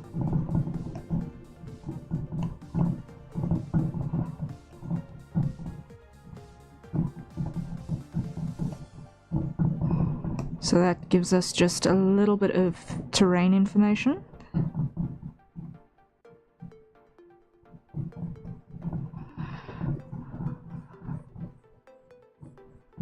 There we go. I might actually end up using that layer. I might actually end up using that layer. Why is there splatter stuff there? Wild. Okay, anyway. So I'm just gonna preserve that. Then what we're going to do is we're going to incorporate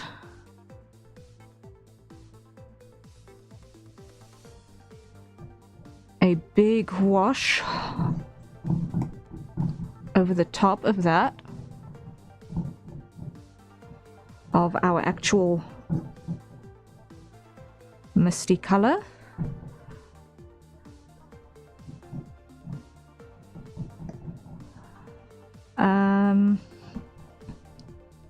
For that, what I want to do is reduce saturation there and just pull in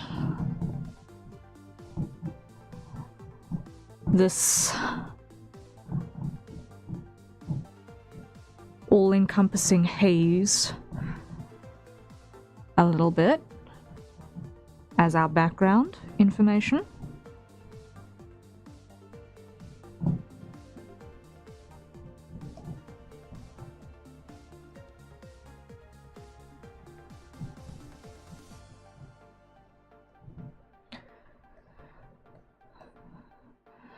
And then what I want to do is roughly import the flats, which consists of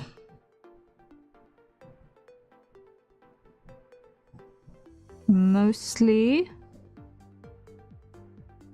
that color there-ish, mostly. I'm just remembering Sentinel uniform first.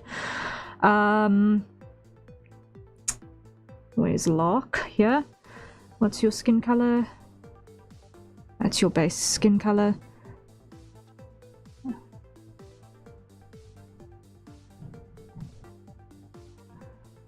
Over there, something like that. Your hair color is that one.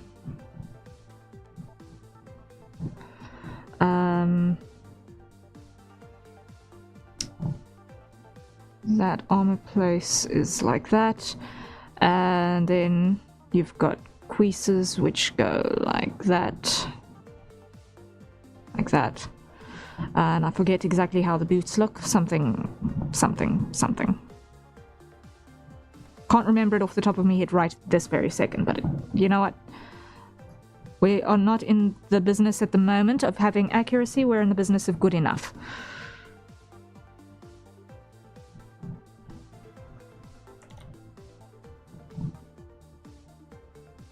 We're capturing the idea more than anything else. So, same over here, we're going to have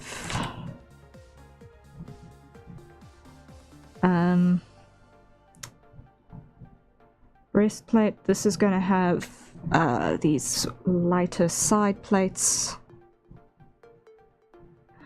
Then there's going to be the apron type thing going on.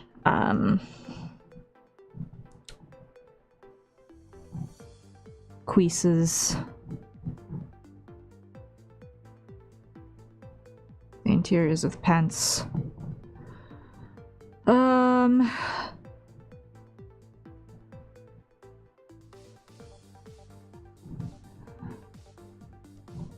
Lanes.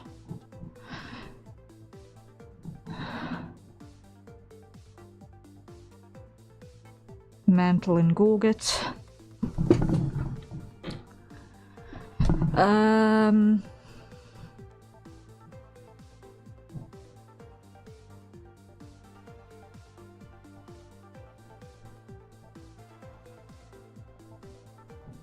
And yeah, figuring it out basically again from scratch because I can't remember it.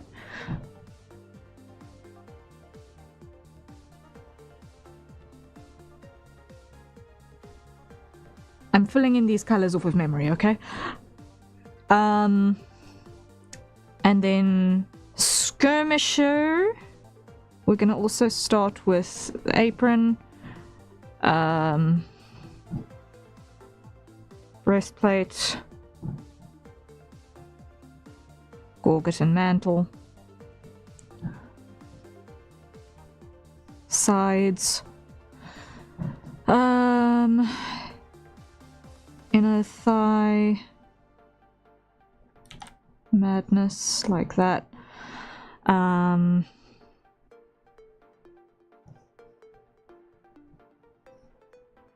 Can't remember exactly. I think it was this color. Can't remember exactly. Close enough. At the moment, I'm working on close enough, and it's good enough.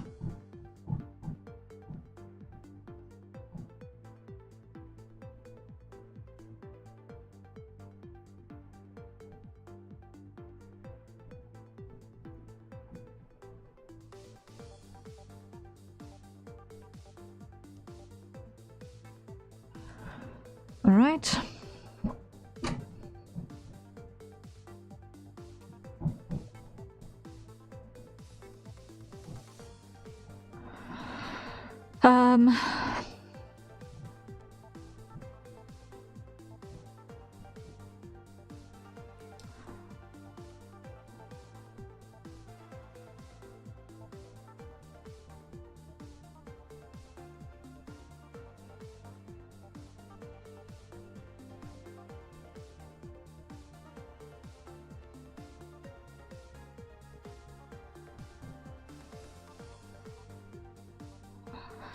Like that. Have I got my references still?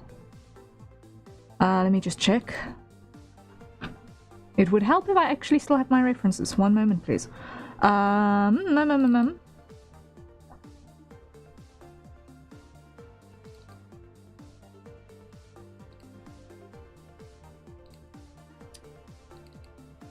Is this it? No. Where is my... Where do I keep my odd challenges again? I can't remember. Oh dear. Let's see. Let's go.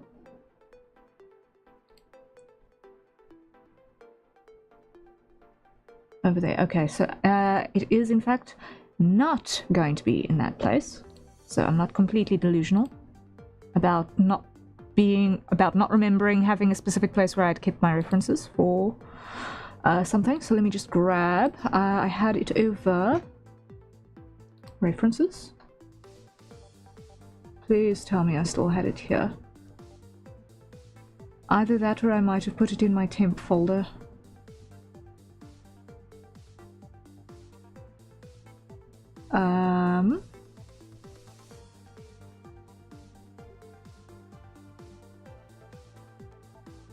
Is it in my temp? Yes, it's in my temp. Okay. I have my temp references with colors for rem. Okay, so grab that, copy image, file, create new from clipboard, boom. There's rem for color swatching.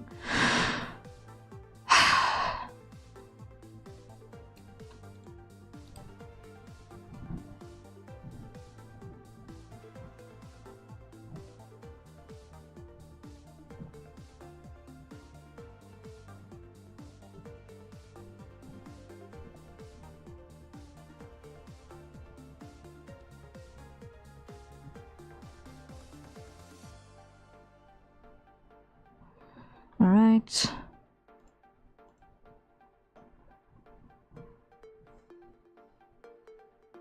I've not got anything on his arms in terms of uniform. I decided to ignore anything there because it seems like that would be a stretch too far for this guy.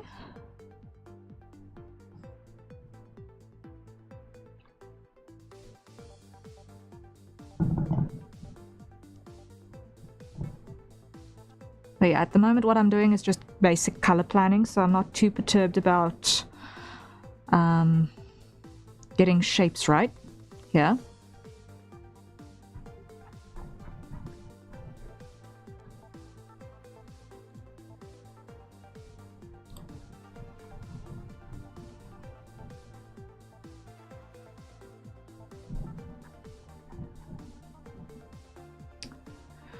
Okay.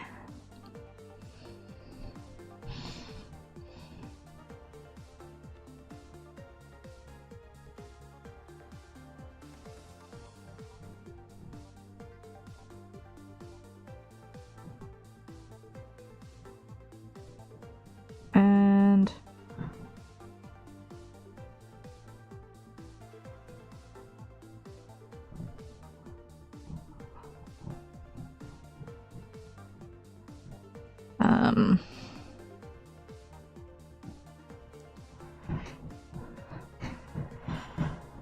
something dark colors on the outside, light colors on the inside, blah. Plumage works that way generally. Ba-da-da-dam.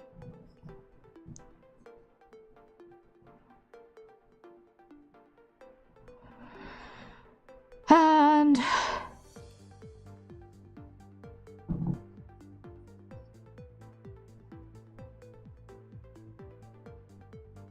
general hair shape.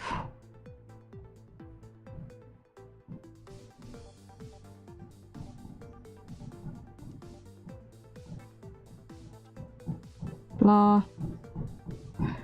And he's got the ribbon.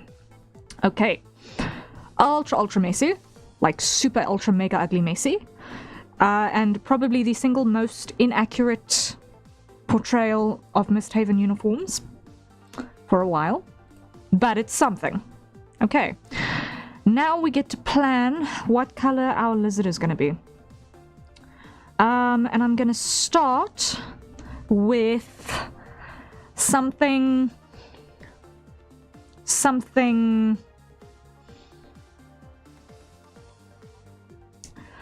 For contrast, I don't want necessarily blue.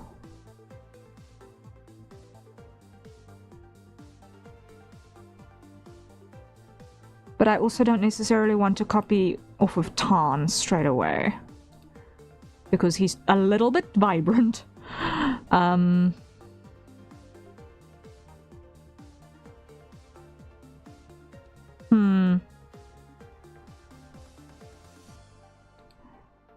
Unless what we do is we kind of poke around there a little bit. Let's start with this.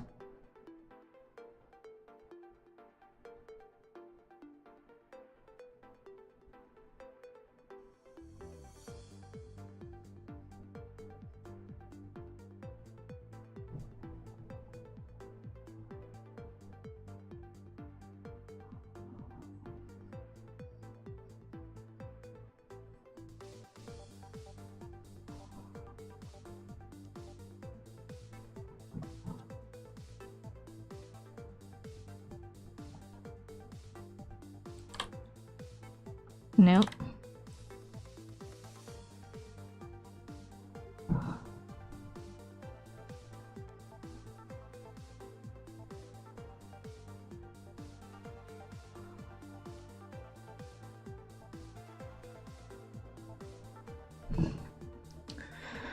Okay, and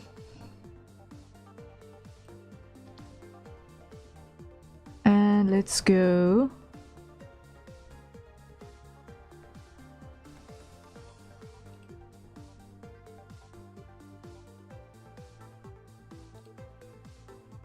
Firstly, reduce saturation, increase luminosity, because we want a bit more atmosphere behind there.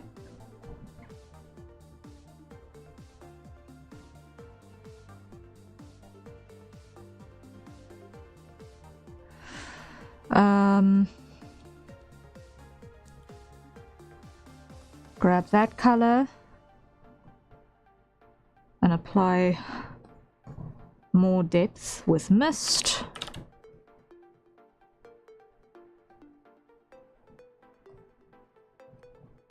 There we go.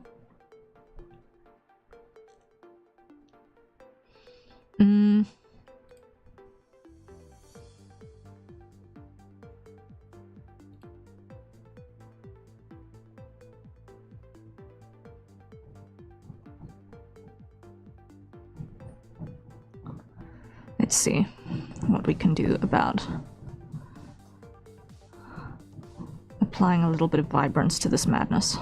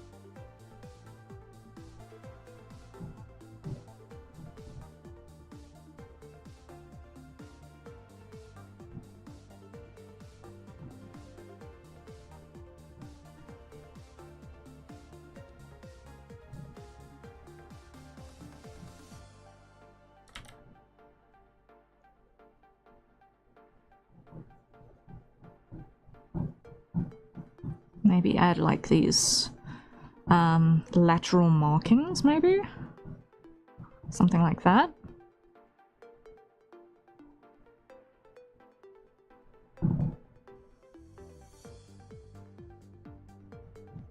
Sort of darken the top of the head a little bit.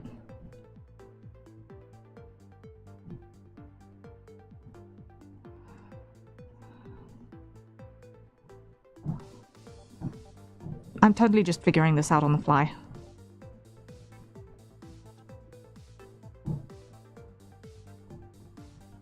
Something like that, maybe?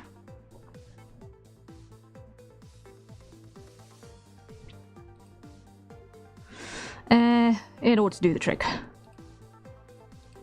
Okay. Now, over the top of all of this, we're gonna go apply a bit of a haze just to keep us in the mists, as it were.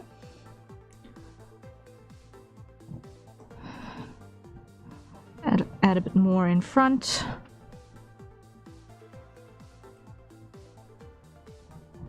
Let's get that sense of where the battle is happening,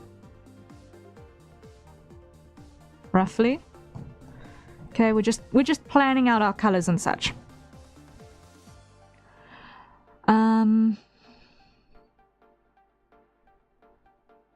But what I'd like to do is, in all of this, I'd like to actually have a little bit of vibrant daylight peeking just through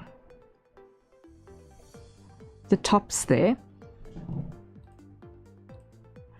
and then have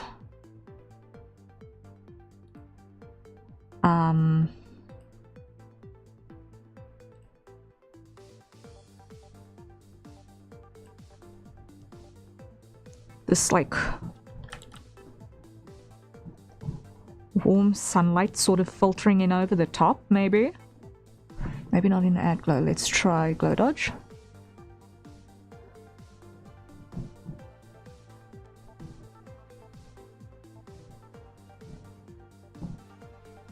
So we get the sense of this disparity between this really intense fight, this eerily misty terrain, and despite everything, there's this ultra bright daylight that's just making the entire thing just a little bit crazy to think, okay, we are not just dealing in this grunge, dark dinginess, but actually in this eerily bright terrain and scenario. I feel like that's an interesting contrast of concepts, even.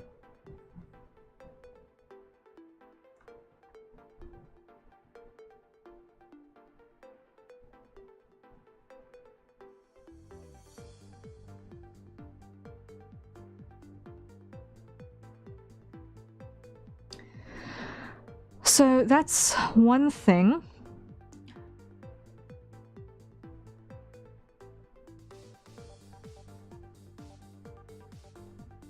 So now what I want to do is I want to figure out at this point what Lark has got going on is he's actually got a grapple cable.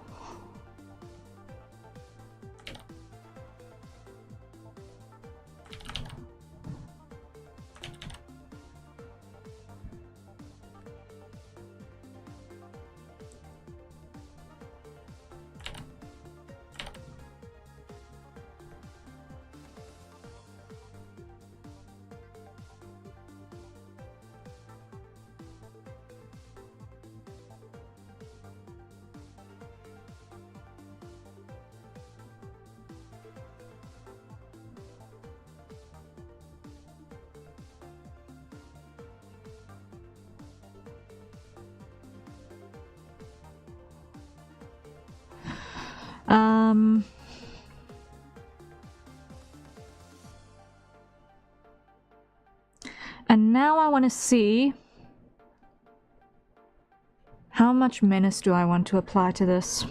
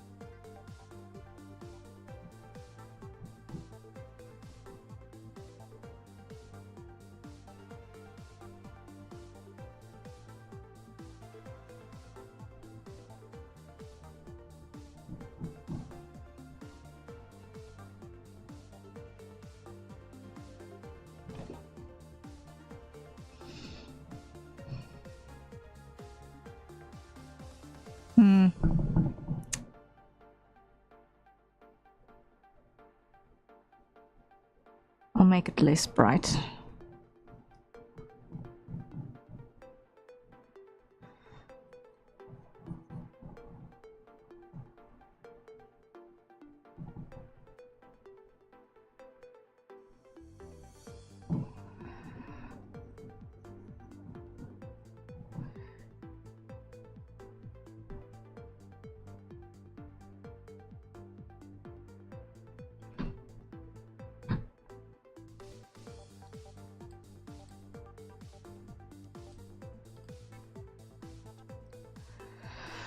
Um...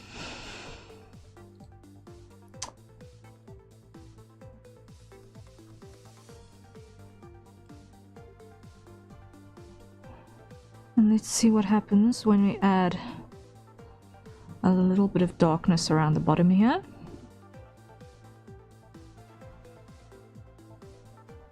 Ooh, that helps with contrast. That helps with contrast.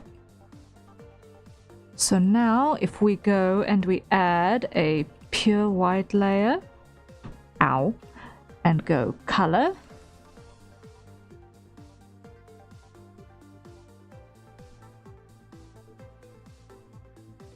Okay, we're getting there. It's not too bad. I'm gonna add a little bit more of this really bright blue behind Locke, just so that we can actually see him a bit.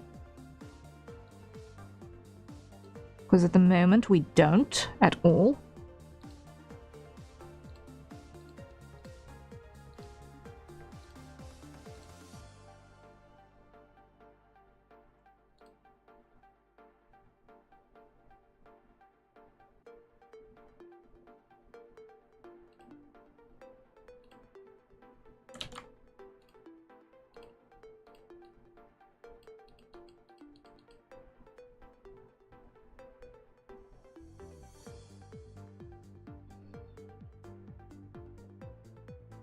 But I think I think we are just about there in terms of our color design for this.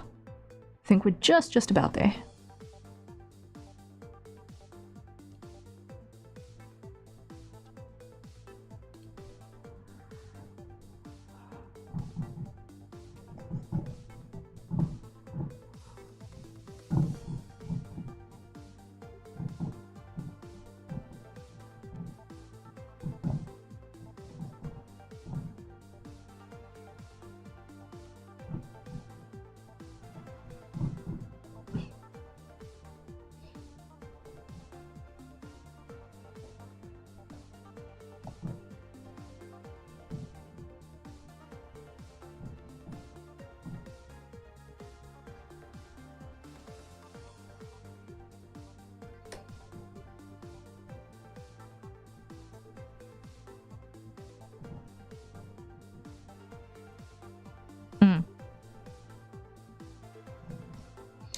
Okay, I think we know where we're going.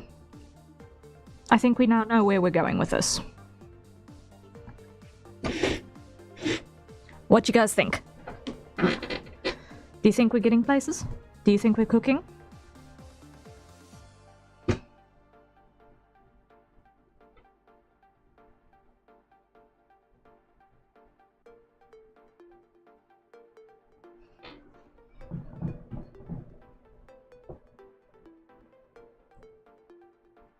I kind of like how this comes together.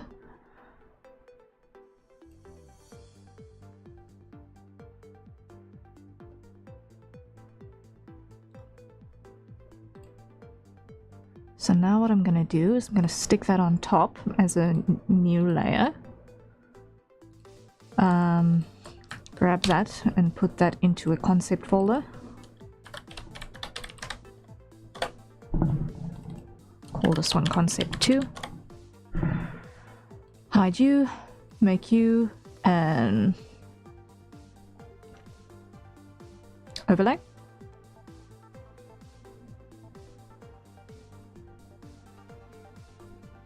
Or a multiply.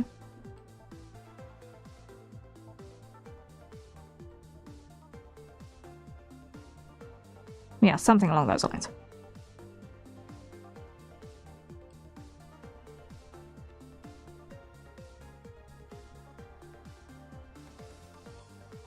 So, what we've got and where we're going. Okay, so the first thing that I want to do now is open up some more references.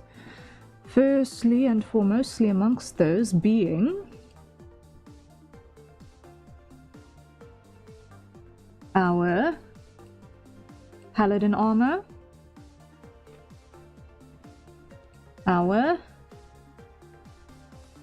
skirmisher armor,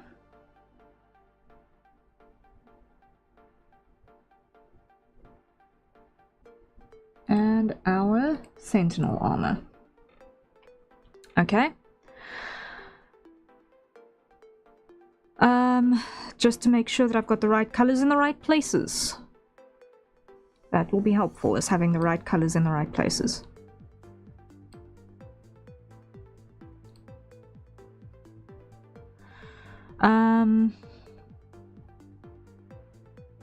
Which I obviously did not have on Paladin. Mostly. But it's fine. Everything's in more or less the right range of colors, so the rest of it is fine.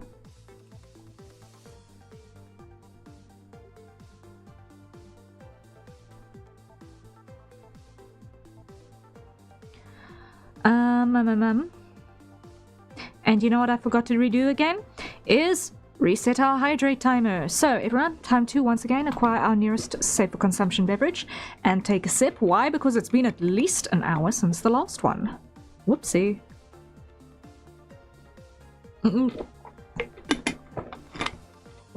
Now, I think what I'm going to do is I'm going to quickly go and make myself another cup of coffee. And then when we come back, we're going to do our flat colors on all of the uniforms. And then from there, we will start getting our concept onto our actual stuff. So if I just hide our base colors, maybe? Let me just do that. Yeah. I hide our base fills. And drop that behind. Yeah, we get a rough idea of what's going on. We get a rough idea. Ultra, ultra, ultra rough.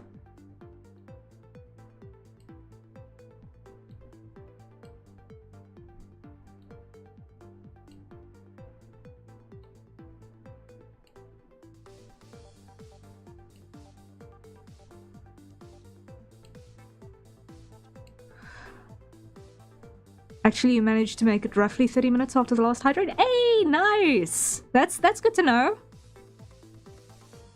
Woohoo! Nice. I was not betting on that.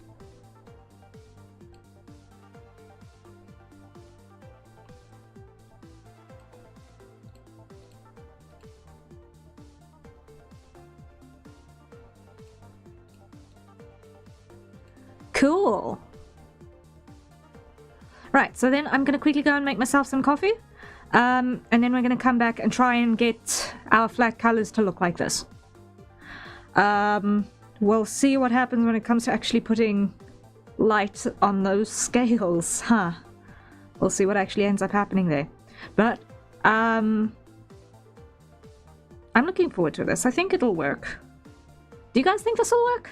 I think it will work.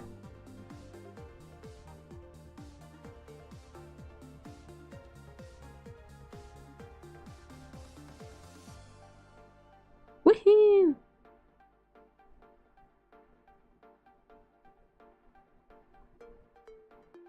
Like, it feels a little bit strange to see a high fantasy combat setting that doesn't take place at night.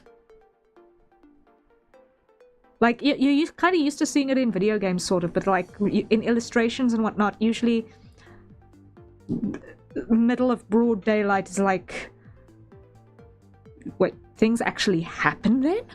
Huh? What? So, yeah, I'm looking forward to this. But okay, I'm going to quickly go make myself some coffee, and I shall return in just a bit. See you now.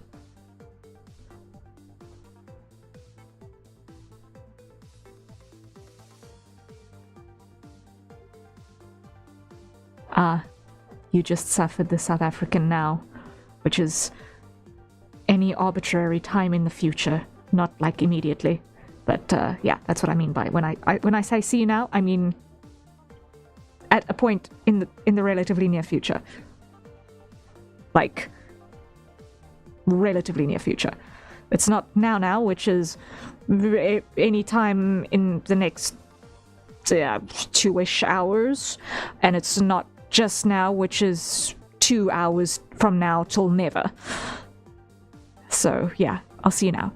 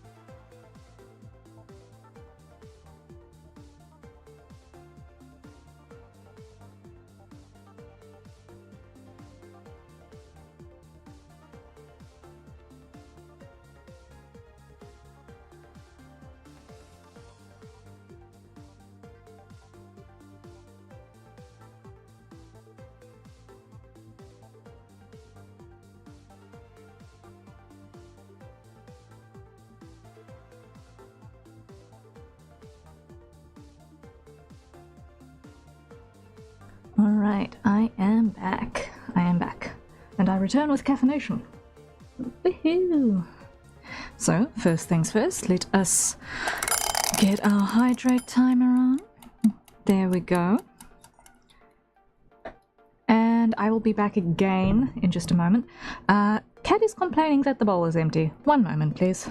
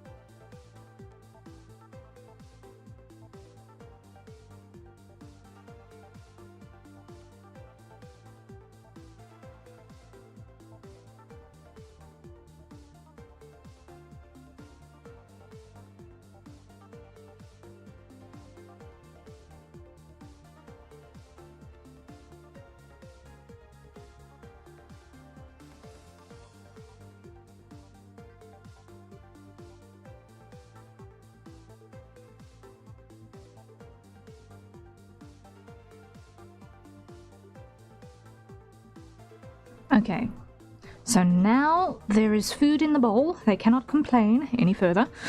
And we can resume. Alright. So first things first, let us actually acquire our new safe for consumption beverages and take a sip.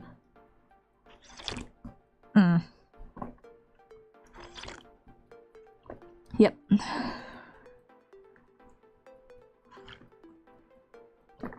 Yeah, fresh coffee. Good. Alright, so presently I have no delusions of being able to finish this in the remaining time I have before I need to crash out for the day. But we can at the very least get our uniforms covered. So I'm gonna hide our tails and our lizards, and we're going to add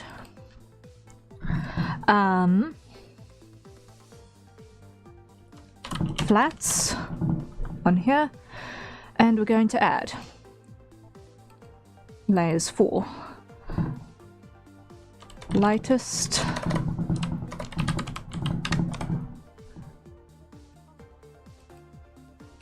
mid-light, mid, dark, silver,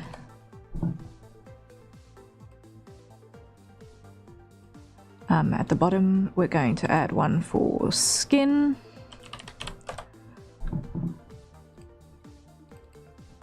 hair 1, hair 2, and in Rem's case hair 3 as well, because he's actually got a gradient going on, as well as the fact that he's got 2 main base colors as well. Then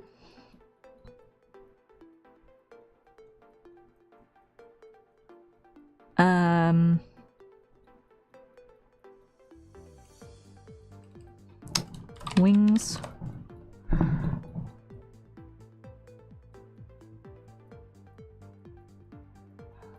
there we go. That should cover us. Wings I want to be at the top, because that way when I've got locks, opacity things, that happens on its own there. Okay. Right. And actually I'm going to duplicate locks, wings, and put them on their own layer. Wings, lock. Here we go. And that goes outside of our flats layer. Let me actually do that as a starting point because they are weird. Hide base.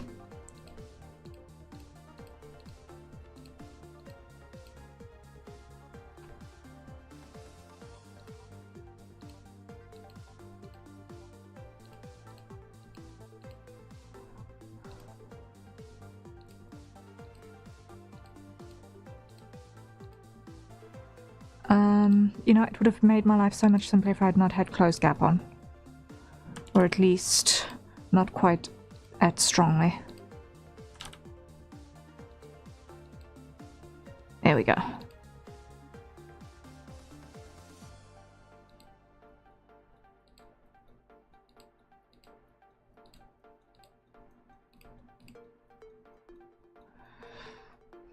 Okay. Now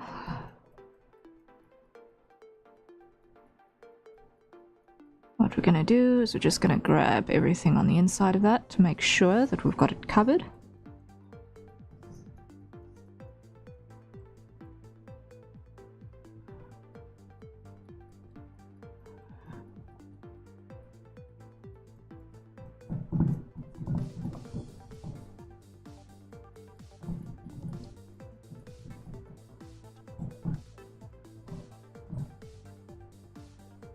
Just like that. Okay. And this is going to be on 30%. 40%. All right. Then we're going to duplicate. And we are going to cut away everything that is a single layer.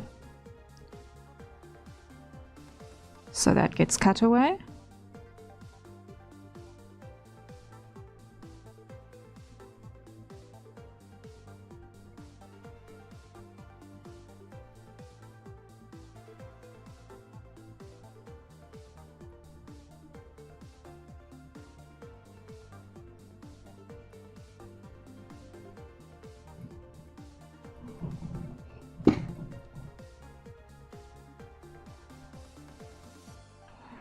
Okay, then again,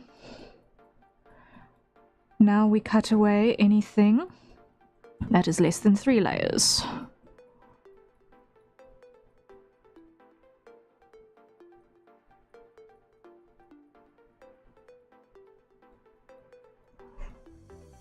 All right, let me just see.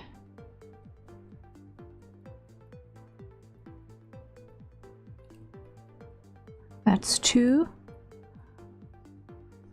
That's 1.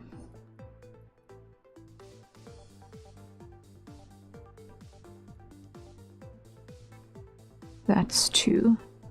1, 2, 2. Okay. Now we duplicate and cut away anything that's less than 3. So that goes away. That's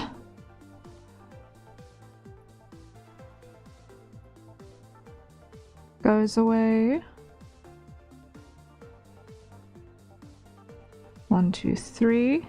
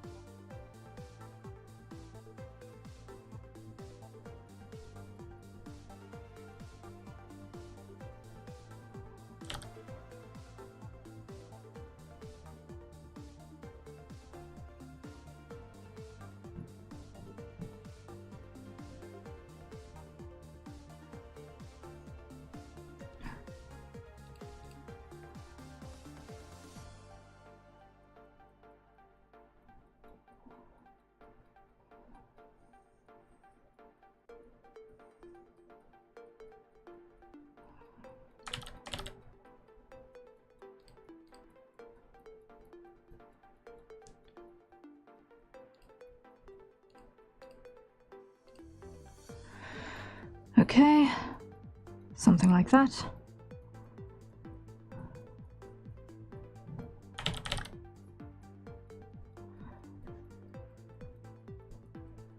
Okay.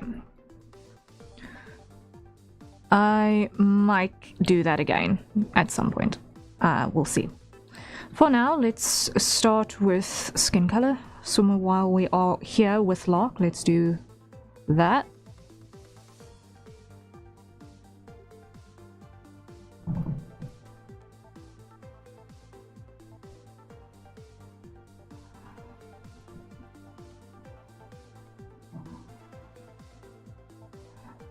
And now what we're going to do is we're going to grab base, and everything that is outside we remove.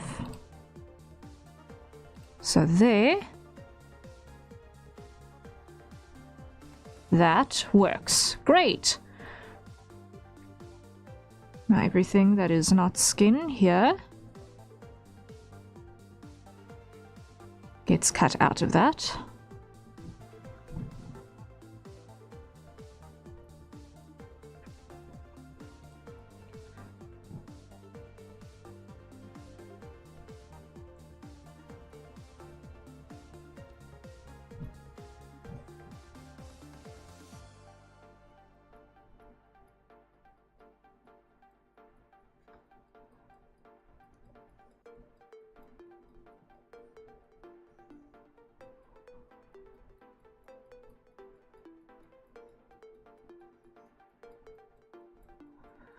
Alright, just like that. And then by Wilhelm, here's the next one.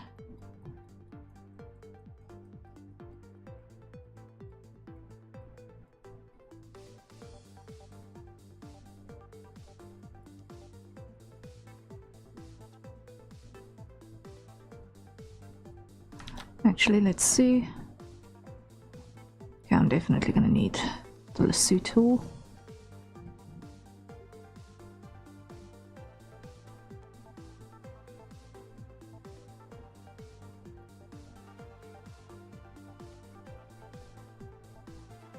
There we go.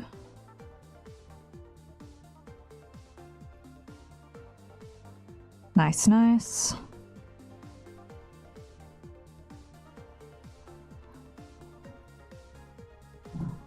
Get rid of the excess over there, that's wrong.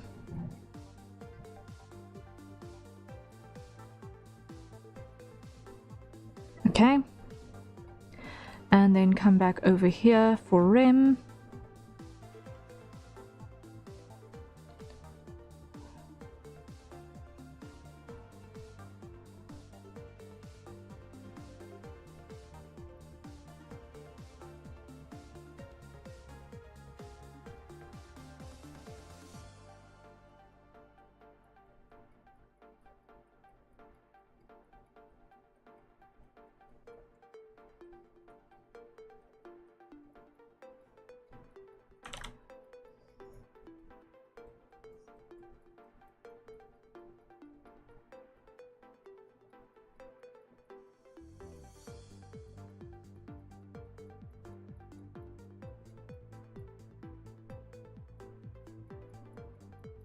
Okay.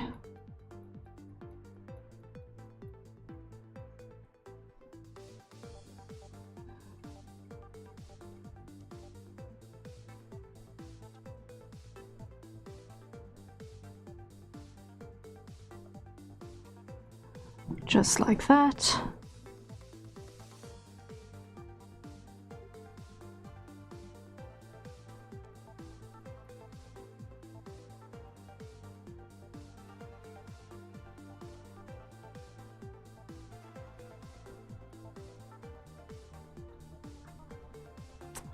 Okay, so that is skin set.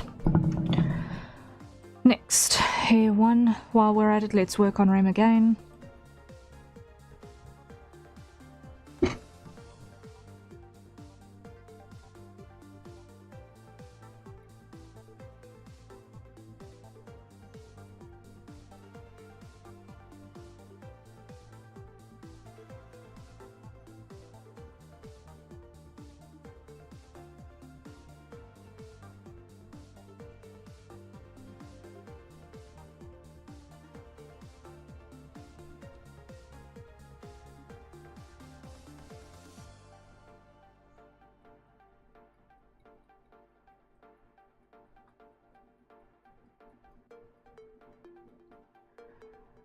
Hair 2 is going to be this grey.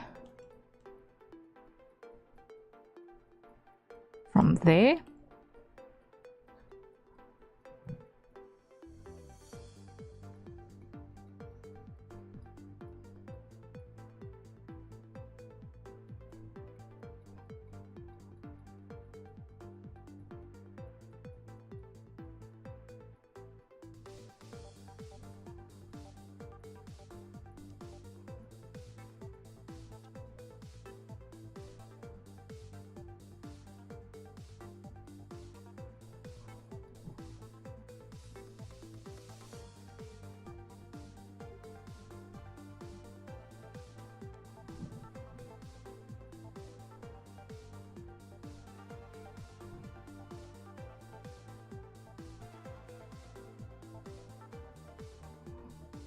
Which is also going to be his eyebrow color.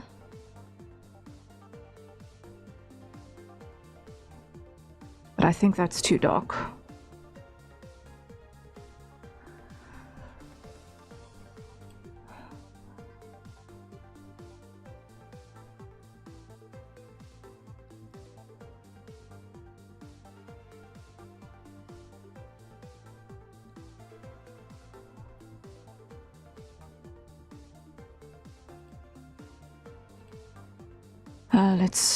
Yeah, that's better. That's more like it. That's the right one.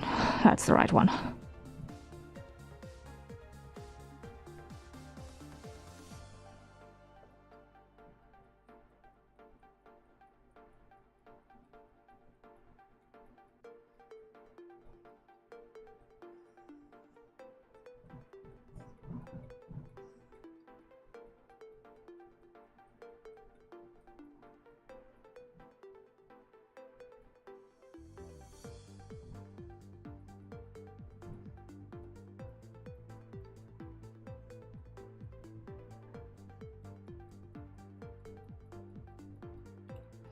Okay, and then we've got this reddish brown at the ends.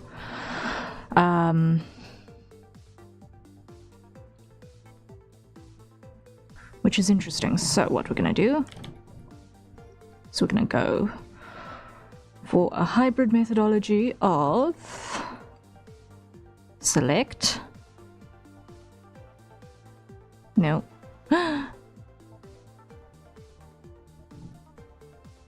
Select our color.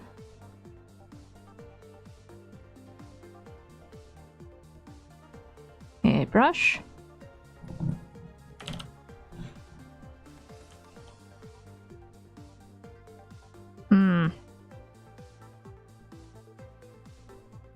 Undo.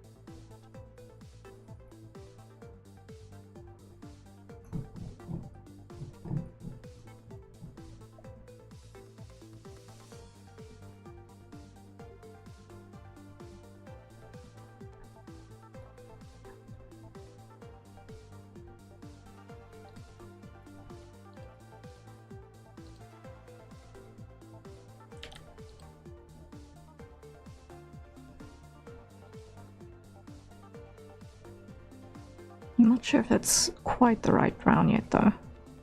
Feels like it's a little bit too red. Like just a smidge.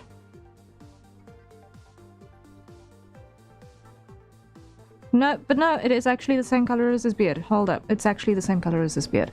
Never mind, never mind. That makes sense.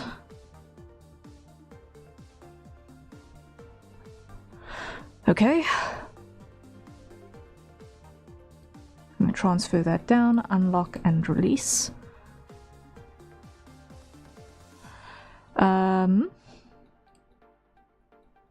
Then we're going to go to Vil. Hide the skin layer just for sanity. Grab our base color.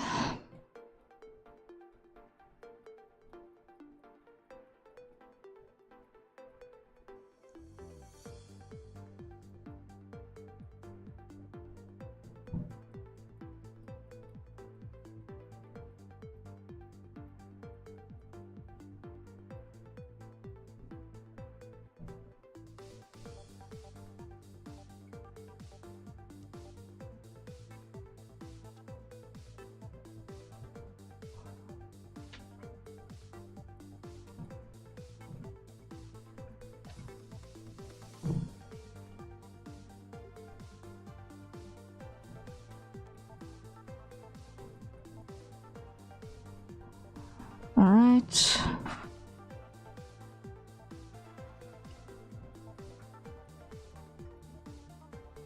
So far, so good.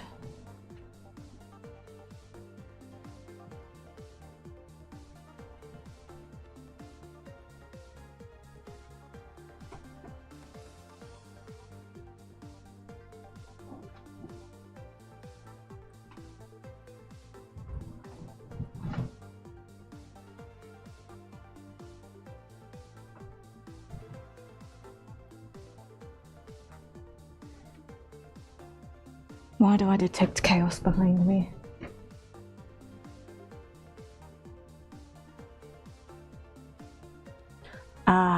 Because chaos was behind me. What? Okay.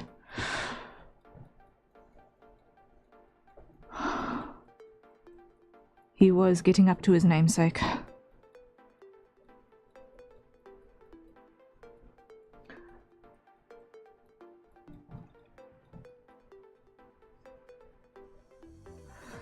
Okay.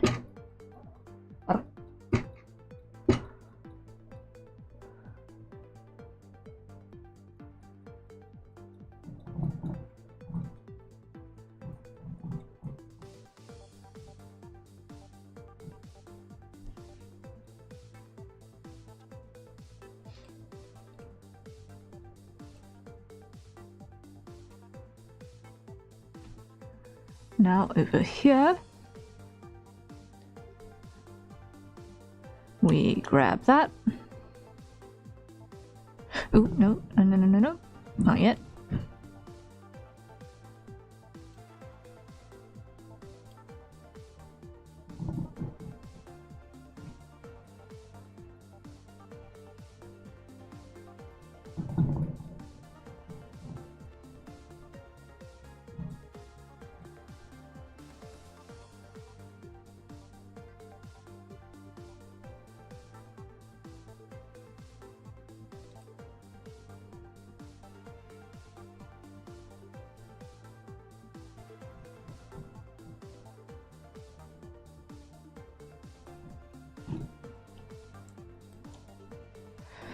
Okay.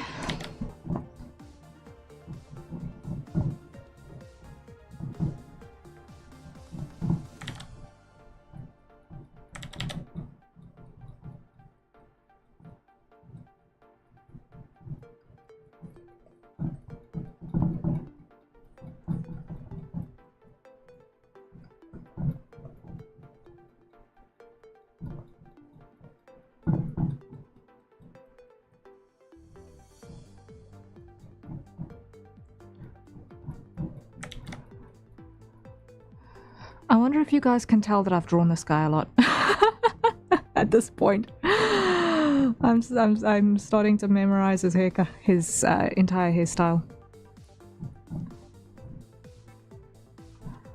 Well, actually both of his hairstyles. And wears what color.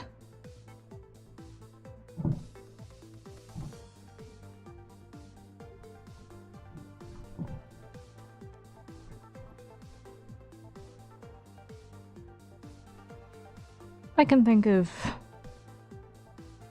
worse things to commit to memory.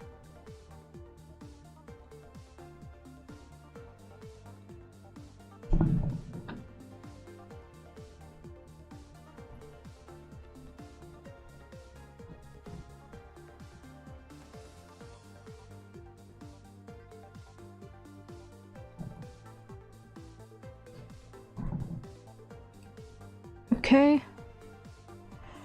So, skin and hair colors are just about there. I just want to come back here and just close up these gaps here by Lark.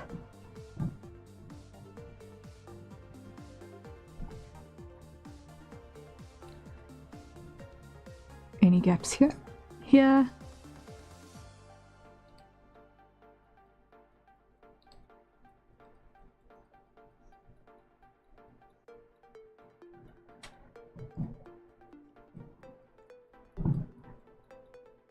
Alright, that'll do.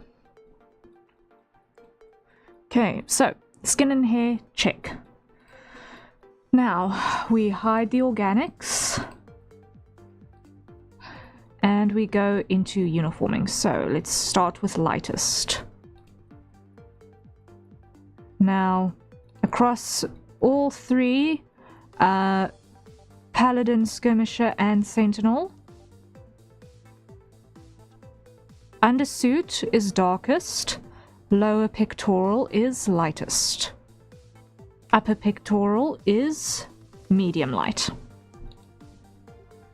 So let's start with what's the lightest. Upper pectoral, that's lower pectoral, that's upper, that's lower, that's lower.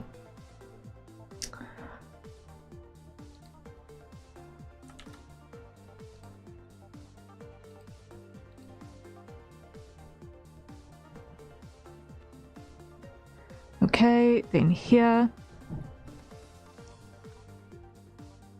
that boundary, as well as those two.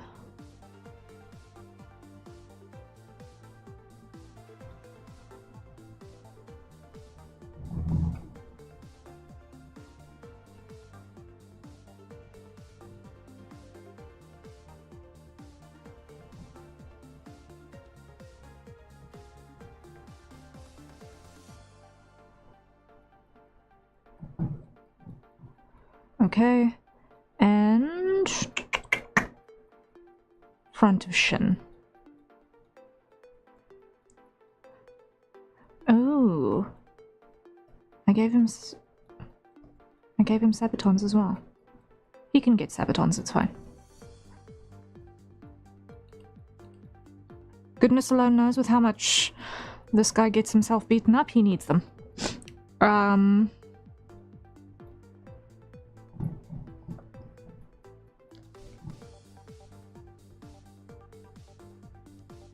Okay.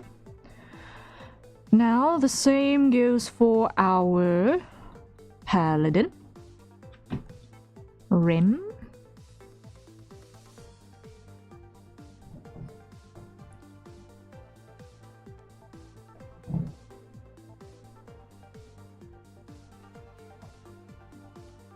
Why do I get the feeling I actually want the lightest on the top of the Slayer order? But anyway.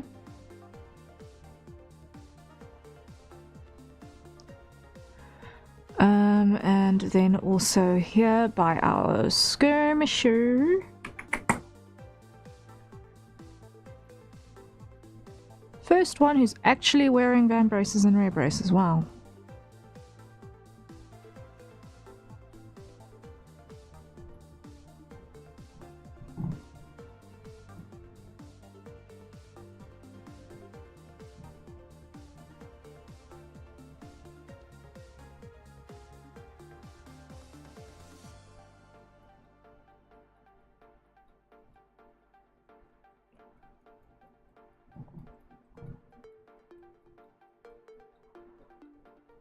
Okay, so that's the lightest. Let's go for the dark one next. I want to be grabbing that color. Alright, and it's obviously going to be the dark sections, inner creases, back of calves, elbows, throat.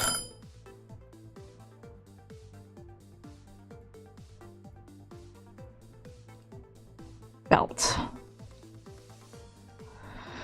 And that was a hydrate. So everyone, time to acquire our nearest safe for consumption beverages and take a sip. Woohoo!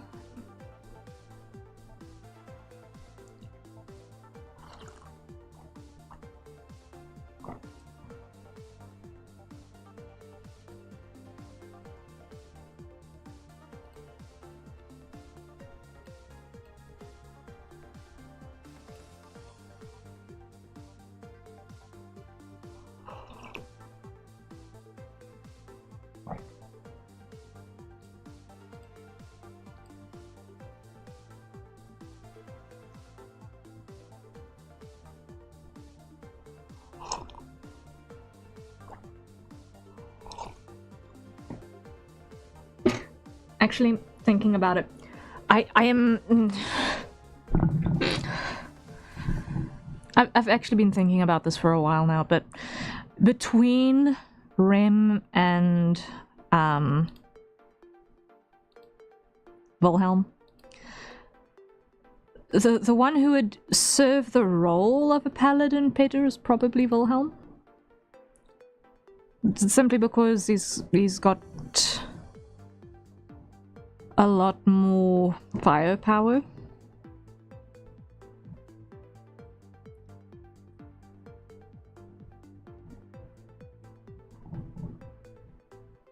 Relative to Rem. But I don't know. This just seemed to work better. What was my reasoning for it again? Oh yes, the mobility. It was the mobility thing.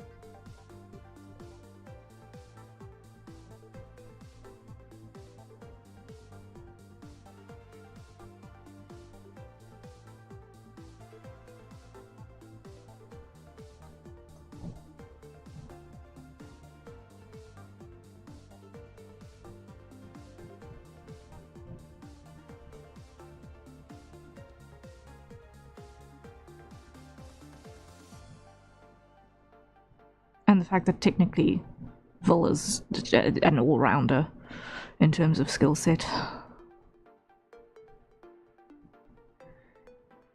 He could easily fill literally any position on any team.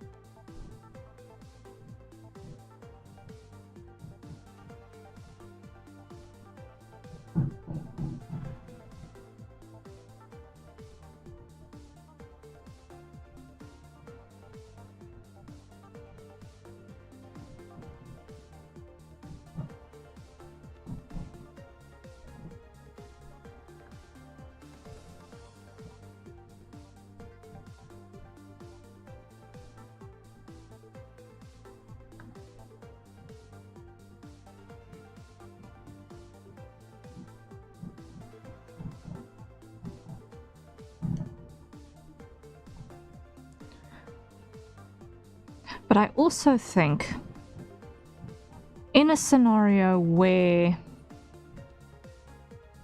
Vil finds himself in Fort Misthaven, I do actually also think he'd probably hide a punch of his abilities as well.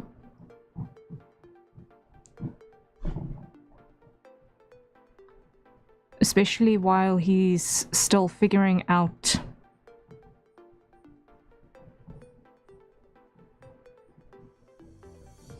and assessing the state of the Mist Guard and the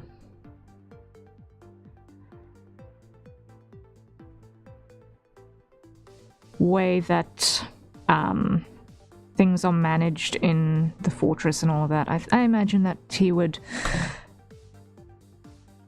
keep some aces up his sleeve for emergencies.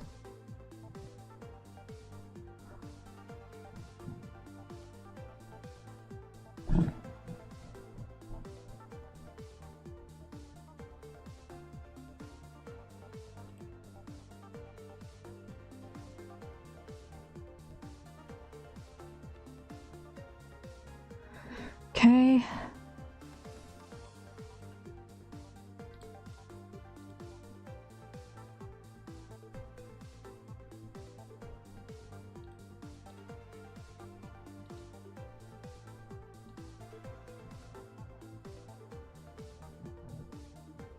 Next.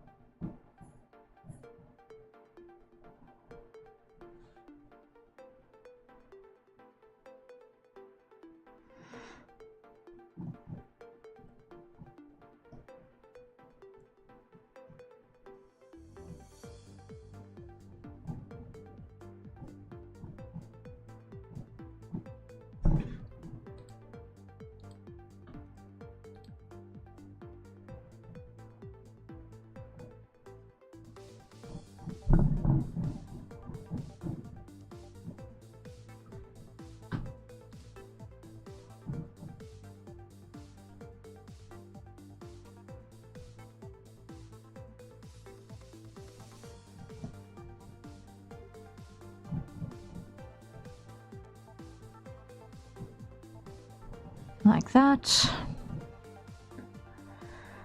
And on this side.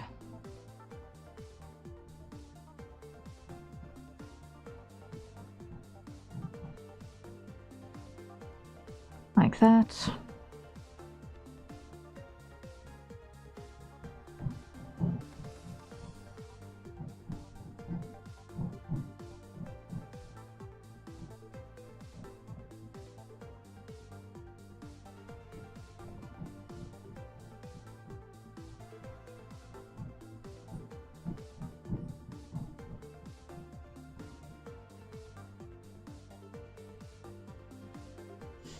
Now, let me just see what I did color-wise over here.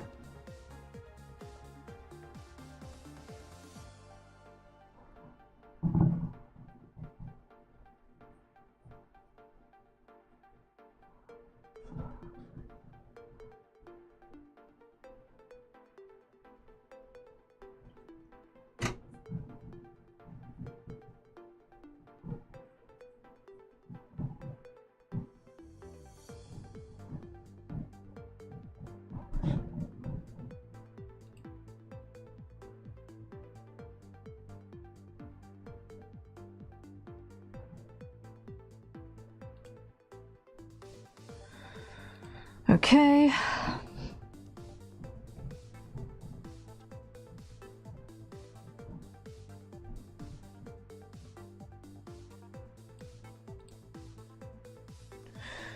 And what do you know? I'm finding gaps in my line art. This is not the first one I am finding.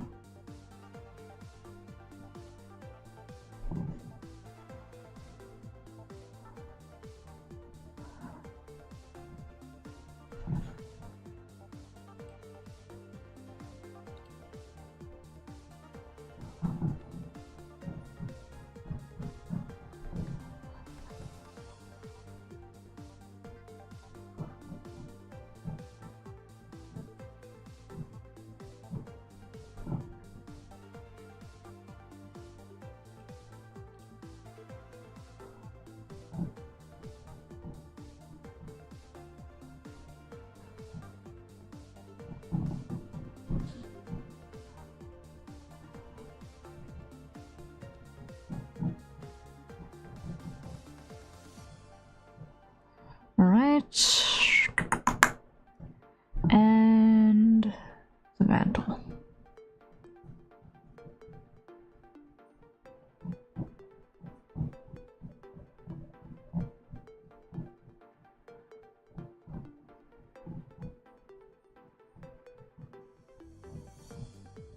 Okay.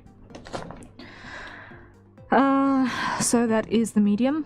Now for medium light, which is gonna be you.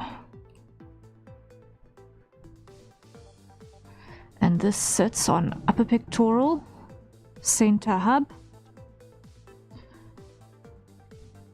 trousers and outer creases.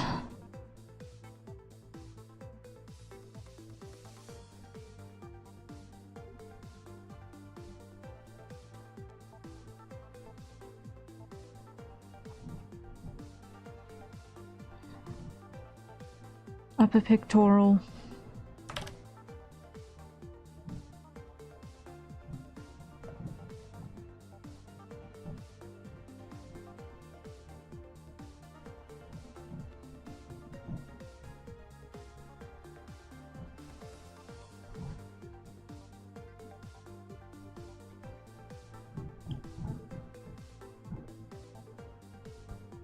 Rib plate trim.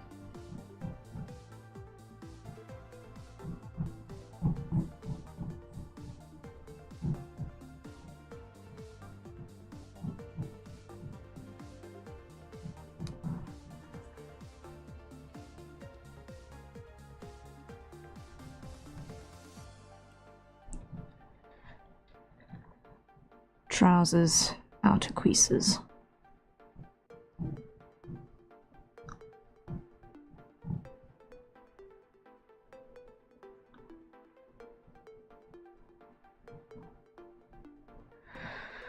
And then over here,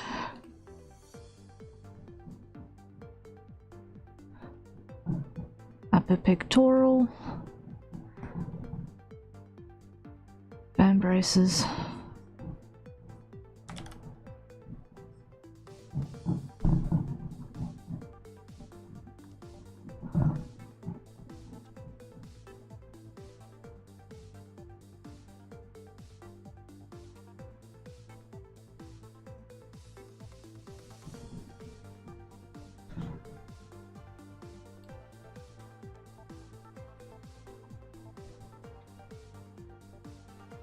And outer creases.